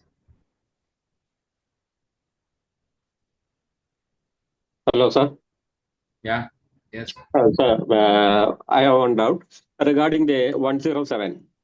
The pre-deposit for the penalty is imposed now. Is it possible to take it that from the credit ledger? No, sir. Penalty has to be paid only through cash, cannot be paid through credit ledger. Just elaborating on that amendment, earlier, if there is a tax demand as well as penalty on a person, he has to deposit 10% of the tax. No penalty or anything. That position still remains. There are cases where only penalties are imposed. Maybe for passing on a credit under section 122, only penalty is imposed on that person. Now they have to pay 10% at the time of first appeal, second time another 10%. Earlier, whenever there are these road detention matters, they impose 200% penalty. There was a requirement that 25% should be deposited. That was an amendment which came earlier. In this amendment, that has gone. So in all cases of penalties, even in case of penalties imposed under section 129, the pre-deposit is only 10% for the first appeal and 10% for the second appeal. And this pre-deposit of penalty cannot be paid from credit ledger. Pre-deposit of tax can be paid through credit ledger, but penalty cannot be paid. Okay, sir. Thank you. As Natarajan sir has stated, there has been no mention about the modus operandi, but there has been an introduction to introduce pre-deposit for penalty alone. And this will have an impact on the e-waiver cases where 25% has to be paid as pre-deposit. Now it has been reduced to 10%. Okay. Actually, not mentioned anything about the payment by way of credit ledger or by cash. That is why I have. Okay, thank you. Sir, I had a question. I'm Hari Kishan from Bangalore. Yes. Okay. Sir, so let us assume there is a vehicle moving from a interstate without documentation. So the penalty under 129 1B would be 200% rather value of the goods. Now, assuming the unique identification rule is also applicable to those goods, what will be the total quantum? How would that be valued? If the speaker can throw some light on that. Coming to that unique identity, now only an enabling provision has been made in the statute. So how are they going to frame the rules? What is the requirement? When it has to be affixed? What is it contemplated? All those things we have to wait for the proper rules to be notified. So now only an enabling provision. So because for anything we need a statutory backing that has been created by introducing section 148A. So how it is going to operate? So there is simultaneously another 122A has also been introduced where a penalty is also proposed. So if a particular commodity is required to be affixed with that unique identification mark, and if it has not been done, the new penalty provision will apply. And if the movement is without accompanying documents in contravention of any of the provisions, 129 also will apply. So both operate on different fields altogether. So if a penalty under 129A can be attracted for various violations, that can be levied. In addition to that, there is a requirement to affix QR code or whatever the unique identification mark that has not been done. For that, a separate penalty under the new provision can also be imposed. Just to add on, this e-waybill mechanism we have been having was viewed as a track and trace mechanism, which is followed in different modes throughout the world. Now that there is a separate unique identification marking in alignment with the other countries' track and trace mechanism, it might have an impact on the e-waybill generation, since there are new marking methodologies. But as Sir said, we'll have to wait and see what is the rules and what are the procedures they are going to introduce for that. Okay, ma'am. Thank you. Just another question, if I may. Yes, sir. Regarding this pre-deposit again, what if a taxpayer has already deposited the tax portion of the demand? Now there is only interest and penalty pending on a order, on a 73 or a 74 order. So post that, if a order is negatively passed under 73 or 74, my pre-deposit would still be computed on 10% of penalty also in such cases, or is it purely on the penalty orders what they are discussing? Disputing that tax also, even though it is paid, we are disputing the tax liability. Yes. We will be disputing the tax as well. Then there will be no separate penalty for because this is an order where there is a tax demand also. Once there is a tax demand as well as penalty, the pre-deposit is only for the tax portion. So only if there is an order imposing only penalty, no tax demand, then only the requirement of pre-deposit of penalty will come. There has been a specific exclusion of cases where demand of tax is not there. There's a specific mention about demand of tax only. Therefore, your case might not fall under the new provisions. Okay, ma'am. Thank you so much. Dear sir. Hello, sir. Yes, sir. So contract is sir, civil contract work, sir. Panchayat board and municipal office, every tender work, sir. Contract tender. This contract tender value is the 10 lakh value, sir. DDS CGST, HGST was 1% of deduction, sir. Value, but including of tax is the GST, sir. 10 lakhs. GST tender value is 10 lakhs. Where payment is the GST including is 10 lakhs, including tax, sir. But your Panchayat office and municipal office is the deduction of the tender value is 1% CGST, HGST, sir. IT is the 1% deduction, sir. 10 lakhs on the 10,000 rupees deduction, sir. So far, use the receipt IT point of view, the receipt business receipt is the 1% of turnover details, sir. Same against on the GST deduction is the taxable turnover is the 1% DDS 7 is 10 lakhs on the 10,000 CGST amount. Equal turnover is the about 10 lakhs is the 18% is the taxable payment is the bill invoice. Sometimes on a receivable amount contract receivable amount is the below 10 lakhs. ஆனா இவங்க GST department is the 10 lakhs plus GST அப்படின்னு சொல்லி against notice issues, sir. But contract is the tender 10 lakhs தான், sir. Total tender value 10 lakhs including of GST, sir. My side of contract the client filing written. But the government department is 10 plus 18% is the pay to the notice issues, sir. Please refer to it, sir. Yes, sir. Sir, அதாவது முதல்ல தமிழ்ல explain பண்ணிடுவா? Yes, sir. அதாவது contract value 10 lakhs including GST. தனியா GST எல்லாம் கொடுக்க மாட்டாங்க. 10 lakhs. அப்ப நம்ம டாக்ஸ் எப்படி கால்குலேட் பண்ணணும்னா 10 lakhs டிவைடட் பை 118 இன்டூ 18 அப்படி போட்டீங்கன்னாக்க ரஃபா நம்ம வச்சுக்குவோம் 9.5 lakhs வேல்யூவும் 50,000 ரூபாய் டாக்ஸும் அப்படின்னு வரும். அது இதுக்கு அவங்க டிடிஎஸ் பிடிக்கும் போது டிபார்ட்மெண்ட் இந்த பிடபிள்யூடியோ இல்ல ஹைவேயோ யாரா இருந்தாலும் 9.5 lakhsக்கு தான் அவங்க 1% பிடிக்கணும். அவங்க 9.5க்கு பிடிக்கிறாங்களா 10க்கு பிடிக்கிறாங்களா? 10க்கு பிடிச்சறாங்க சார். அதான் பிடிச்சிடுறாங்க. சாரி 10க்கு பிடிச்சிடுறாங்க. அதனால நமக்கு ஒன்றும் லாஸ் இல்ல. அவங்க பிடிக்கிற அமௌண்ட் நம்ம கேஷ் லெட்ஜர்ல உட்காந்துரும். இது ரெக்கன்சிலியேஷன்ல டிபார்ட்மெண்ட் இவங்க என்ன சொல்லுவாங்கன்னா 10 lakhsக்கு 1% அவங்க 10,000 ரூபாய் பிடிச்சிருக்காங்க. 9,500 பிடிக்கல. So Yes, sir. 10,000 rupees TDS 1%னா உங்க டேர்ன் ஓவர் 10 lakhs இருக்கணும். Yes, ஆனா sir. நீங்க டேர்ன் ஓவர் 9.5 lakhs தான் காமிச்சிருக்கீங்க, சப்ரஷன் இருக்கு Yes, அப்படின்னு sir. சொல்லி அவங்க டிமாண்ட் ரைஸ் பண்றதுக்கு பாசிபிலிட்டி இருக்கு. Yes, sir. இதுக்கு வந்து ஃபர்ஸ்ட் நீங்க என்ன பண்ணணும்னா டிபார்ட்மெண்ட், அதாவது PWD இந்த மாதிரி டிபார்ட்மெண்ட் கிட்ட இதை வந்து உங்க கான்ட்ராக்ட் வந்து ஆல் இன்க்ளூசிவ் பிரைஸ், அதனால நீங்க டிடிஎஸ் பிடிக்கிற மெத்தடு தப்பு, அதனால நீங்க பேக் ஒர்க் பண்ணி 9.5 lakhs தான் டிடிஎஸ் பிடிக்கணும் அப்படின்னு சொல்லணும் ஃபியூச்சருக்கு. அந்த மாதிரி நீங்க அவங்கள்ட்ட கன்வின்ஸ் பண்ணி அது பண்ணணும். Yes, sir. பழசு ஏற்கனவே முடிஞ்சு போச்சு அப்படின்னாக்க டிபார்ட்மெண்ட் அவங்க என்ன பண்றாங்கன்னா 10,000 ரூபாய் டிடிஎஸ் இருந்தா 10 லட்சம் ரூபாய் டேர்ன் ஓவர் இருக்கணும். ஆனா Yes. நீங்க 9.5 lakhs தான் காட்டியிருக்கீங்கன்னா அவங்க டாக்ஸ் டிமாண்ட் போட்டுறாங்க. Yes, அவங்க sir. கிட்ட நம்ம எக்ஸ்பிளைன் பண்ணணும், இங்க பாருங்க என்னுடைய கான்ட்ராக்ட் வந்து all inclusive contract, 10 lakhs plus GST கிடையாது, 10 lakhs inclusive of GST. Department தான் டிடிஎஸ் வந்து தப்பா பிடிச்சிட்டாங்க. அவங்க வந்து 10 லட்சம் ரூபாய்க்கும் அப்படியே 1% பிடிச்சிட்டாங்க, அவங்க பேக் ஒர்க் பண்ணி பண்ணல அப்படின்னு சொல்லி எக்ஸ்பிளைன் பண்ணி பதில் கொடுத்து அவங்கள சாட்டிஸ்ஃபை பண்ணி ஆர்டர் போட வைக்கணும். அப்படியே அவங்க ஒத்துக்கல அப்படின்னாக்க நம்ம மேல அப்பீல் போற மாதிரி தான் இருக்கும். பட் ஃபியூச்சருக்கு நீங்க அந்த டிபார்ட்மெண்ட், அதாவது உங்களுக்கு ஒர்க் கொடுத்த டிபார்ட்மெண்ட் கிட்ட இதை வந்து அவங்களுக்கு புரிய வைக்கணும். நீங்க இது வந்து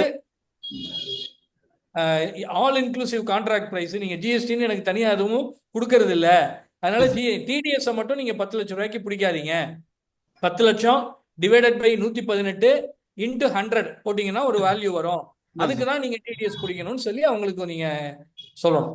ஓகே சார், இது ஒன்று சார். ஏன்னா அதே மாதிரி வந்து income tax point of view இப்போ வந்து அதே இஷ்யூ தான் சார். பிசினஸ் ரிசிப்ட்ல அந்த டிடிஎஸ் வந்து 26 ASல வருது இல்லைங்க சார். அந்த அமௌண்ட் வந்து நீங்க அதே மாதிரி அகைன்ஸ் வந்து நீங்க டர்ன் ஓவர் வந்து கம்மியா காமிச்சிட்டீங்க, சப்ரஷன் ஆஃப் டர்ன் ஓவர் அப்படின்னு சொல்லி அவங்களும் வந்து நோட்டீஸ் அகைன்ஸ் இது பண்றாங்க சார்.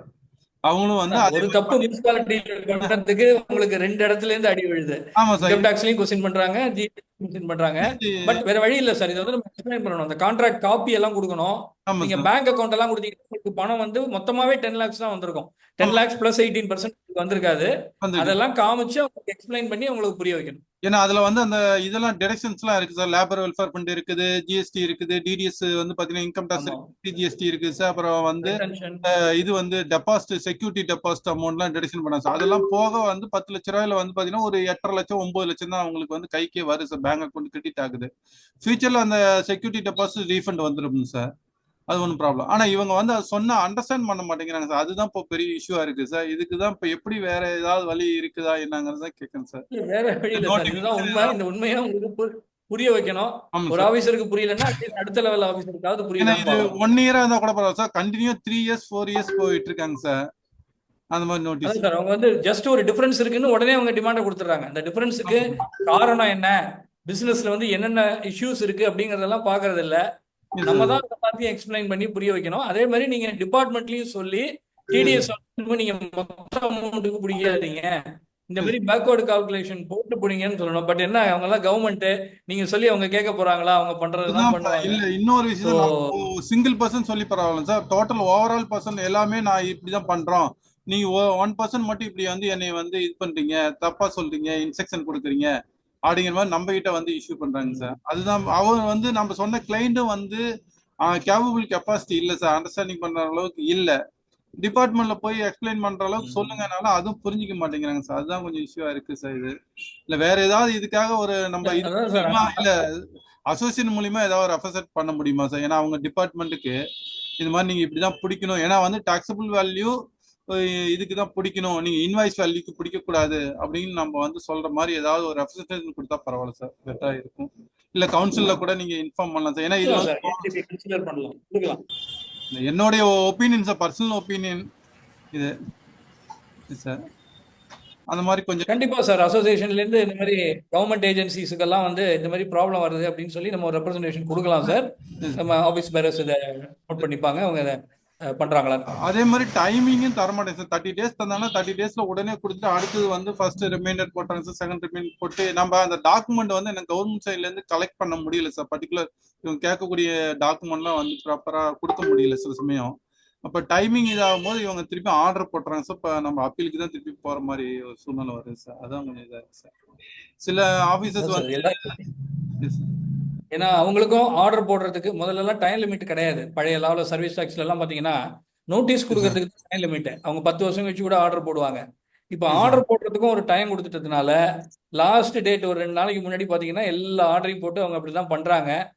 பட் இதெல்லாம் நம்ம ஃபேஸ் பண்ணி தான் சார் ஆகணும். ஓகே சார், எனக்கு கொஞ்சம் உங்க நம்பர் மட்டும், கான்டாக்ட் நம்பர் மட்டும் எனக்கு அப்புறமேல இன்ஃபார்ம் பண்ணுங்க சார். இல்லை இப்போ நீங்க குரூப்ல சொன்னாலும் சார். Okay sir. நான் பர்சனலாக கொஞ்சம் கால் பண்றேன் sir. Okay sir. Yes, sir. Thank you, sir. Sir, I had one query. Can I raise it? Yes, sir. Sir, in case of this new provision on input service distributor, what if, let's say, head office in Tamil Nadu decides that a certain service what has been received is consumed for the purpose of Tamil Nadu state only. Now, tomorrow when the audit happens from the department, they say, no, this credit needs to be distributed to your other branch office in, let's say, Karnataka, Andhra, whatever. Now, let's say this audit is going to come only after 2 or 3 years. What's the status of that? I mean, what could be the liability scenario? Second, just to add on to this thing, let's say I have distributed the credit in a certain case. Let's say I have distributed 100 rupees as credit, but my branch has taken 110 by mistake, whatever could be. What are the repercussions, sir? See, the first thing, compliance burden has increased, especially after the introduction of GST. The மாதிரி technology இதெல்லாம் இருக்கிறதுனால the consequences are very severe அப்படிங்கிறதுனால at compliance level we have to be very pakka. So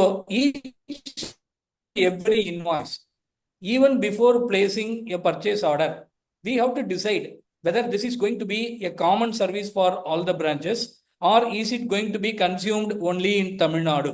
அப்படின்னு நம்ம வந்து at the time of placing the purchase order itself, if we are able to say, then we can tell the supplier, for this invoice you give it in my Tamil Nadu registration.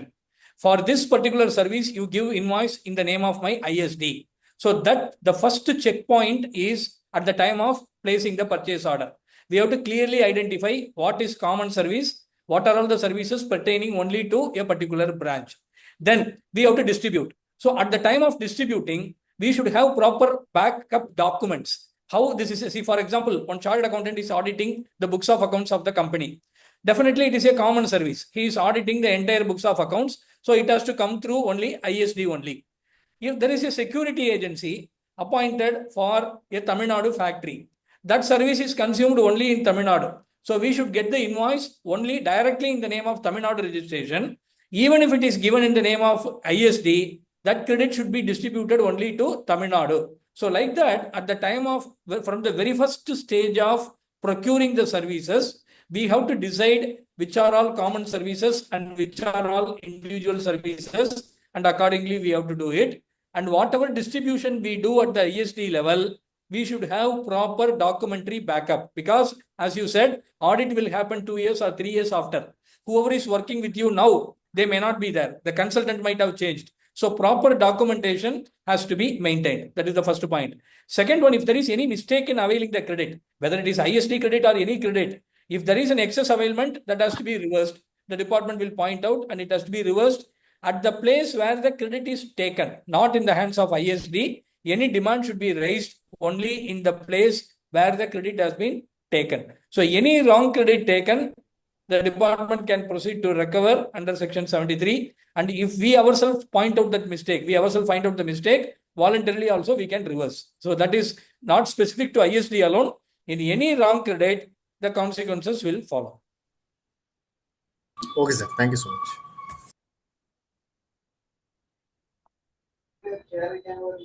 Okay, any more questions?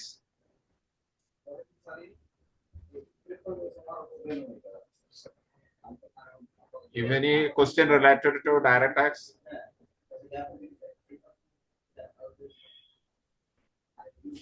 Sir, I have some doubt, little doubt regarding the DTC. Is what are the already we have a lot of amendments are proposed in the budget. Now, major what have to be in DT direct tax code will be. Is there any changes in the provisions or schedules of filing?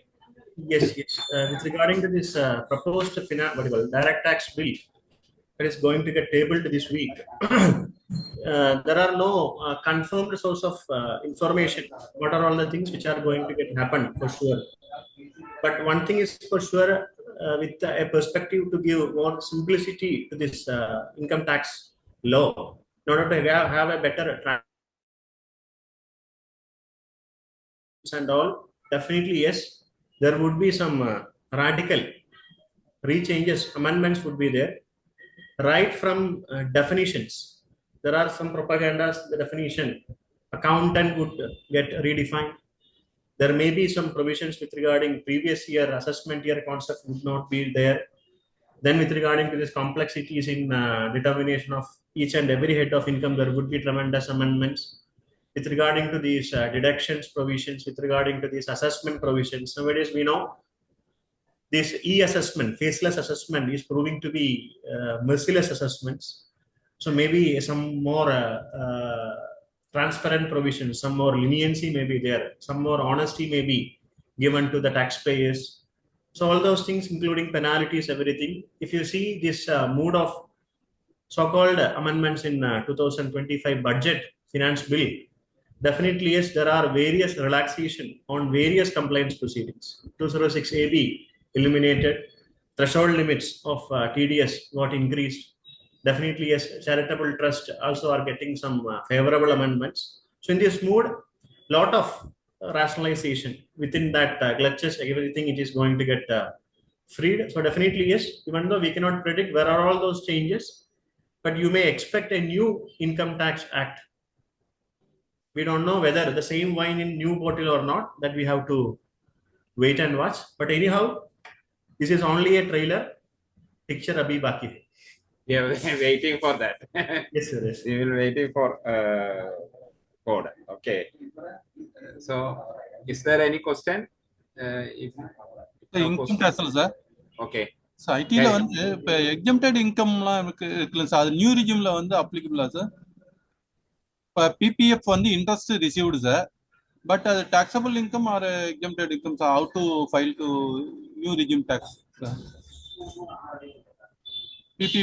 PPF interest, NSC interest, and LIC பார்த்தீங்கன்னா 80D amount வந்து received.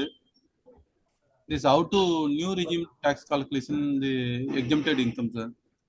There are only a handful incomes which are exempted under 10 are applicable for these income tax regime providers. So except all these things that we are actually telling is now out of purview of those exempted lists. Thereby, for new income tax opters, all this income would prove to be taxable. Yes, sir. Thank you, sir.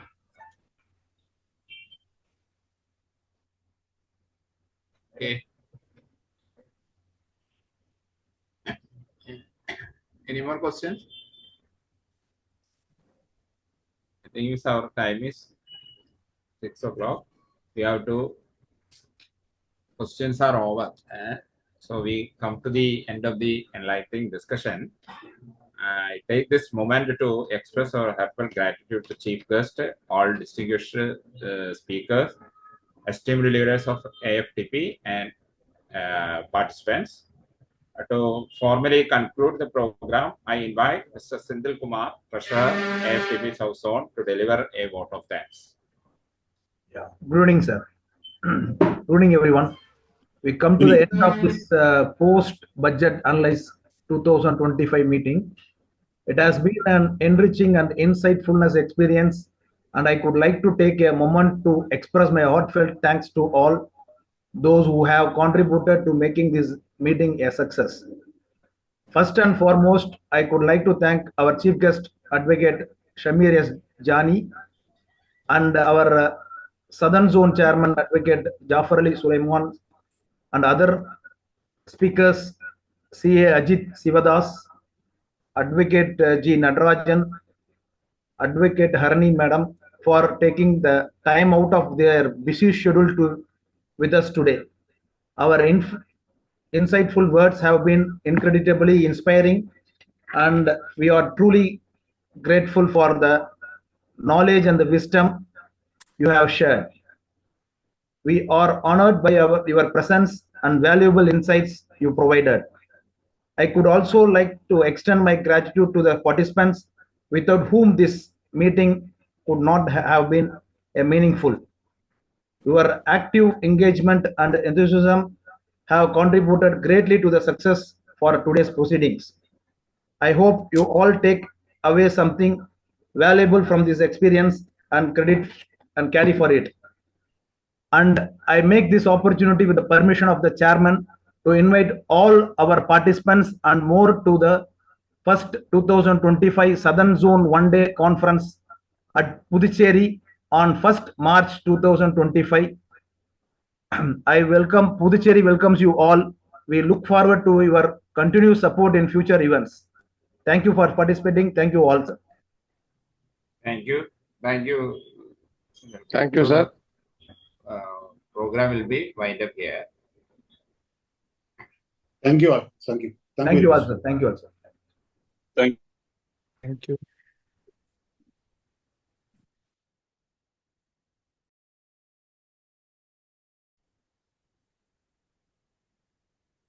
Bhaskar sir. வணக்கம். வணக்கம் sir. வணக்கம். Yes sir. நல்லா போச்சா sir? நல்லா போச்சு. நல்லா போச்சு sir. Very good. Everything went well. Bhaskar గారు నమస్తే నమస్తే. Especially this నమస్తే నమస్తే సార్. సార్. నమస్తే సార్. నమస్తే. భాస్కర్ గారు లేట్ గా జాయిన్ అయ్యారా ఏంటి?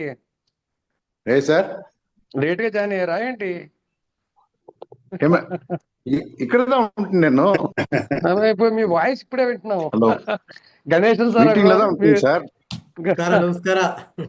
నమస్తే సార్. నమస్తే Ganesan ji. How are you? Right, sir. We will meet in Pondicherry. Sir. Pondicherry. Definitely. Welcome all, sir. Chalo. Chalo Pondicherry. Chalo Pondicherry. Yeah. Ganeshan ji, we will meet in Pondicherry. Sure. All our friends. I will be there. Thank you, sir. Thank you. Right, sir. Right. Thank you, sir. Thank you. Okay. Thank you. Should I close the meeting, sir?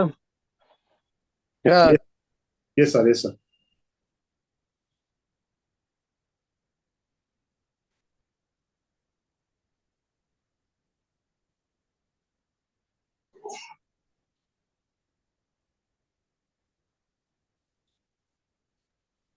Ravi, I think you can close the session. Yes, sir. Ravi.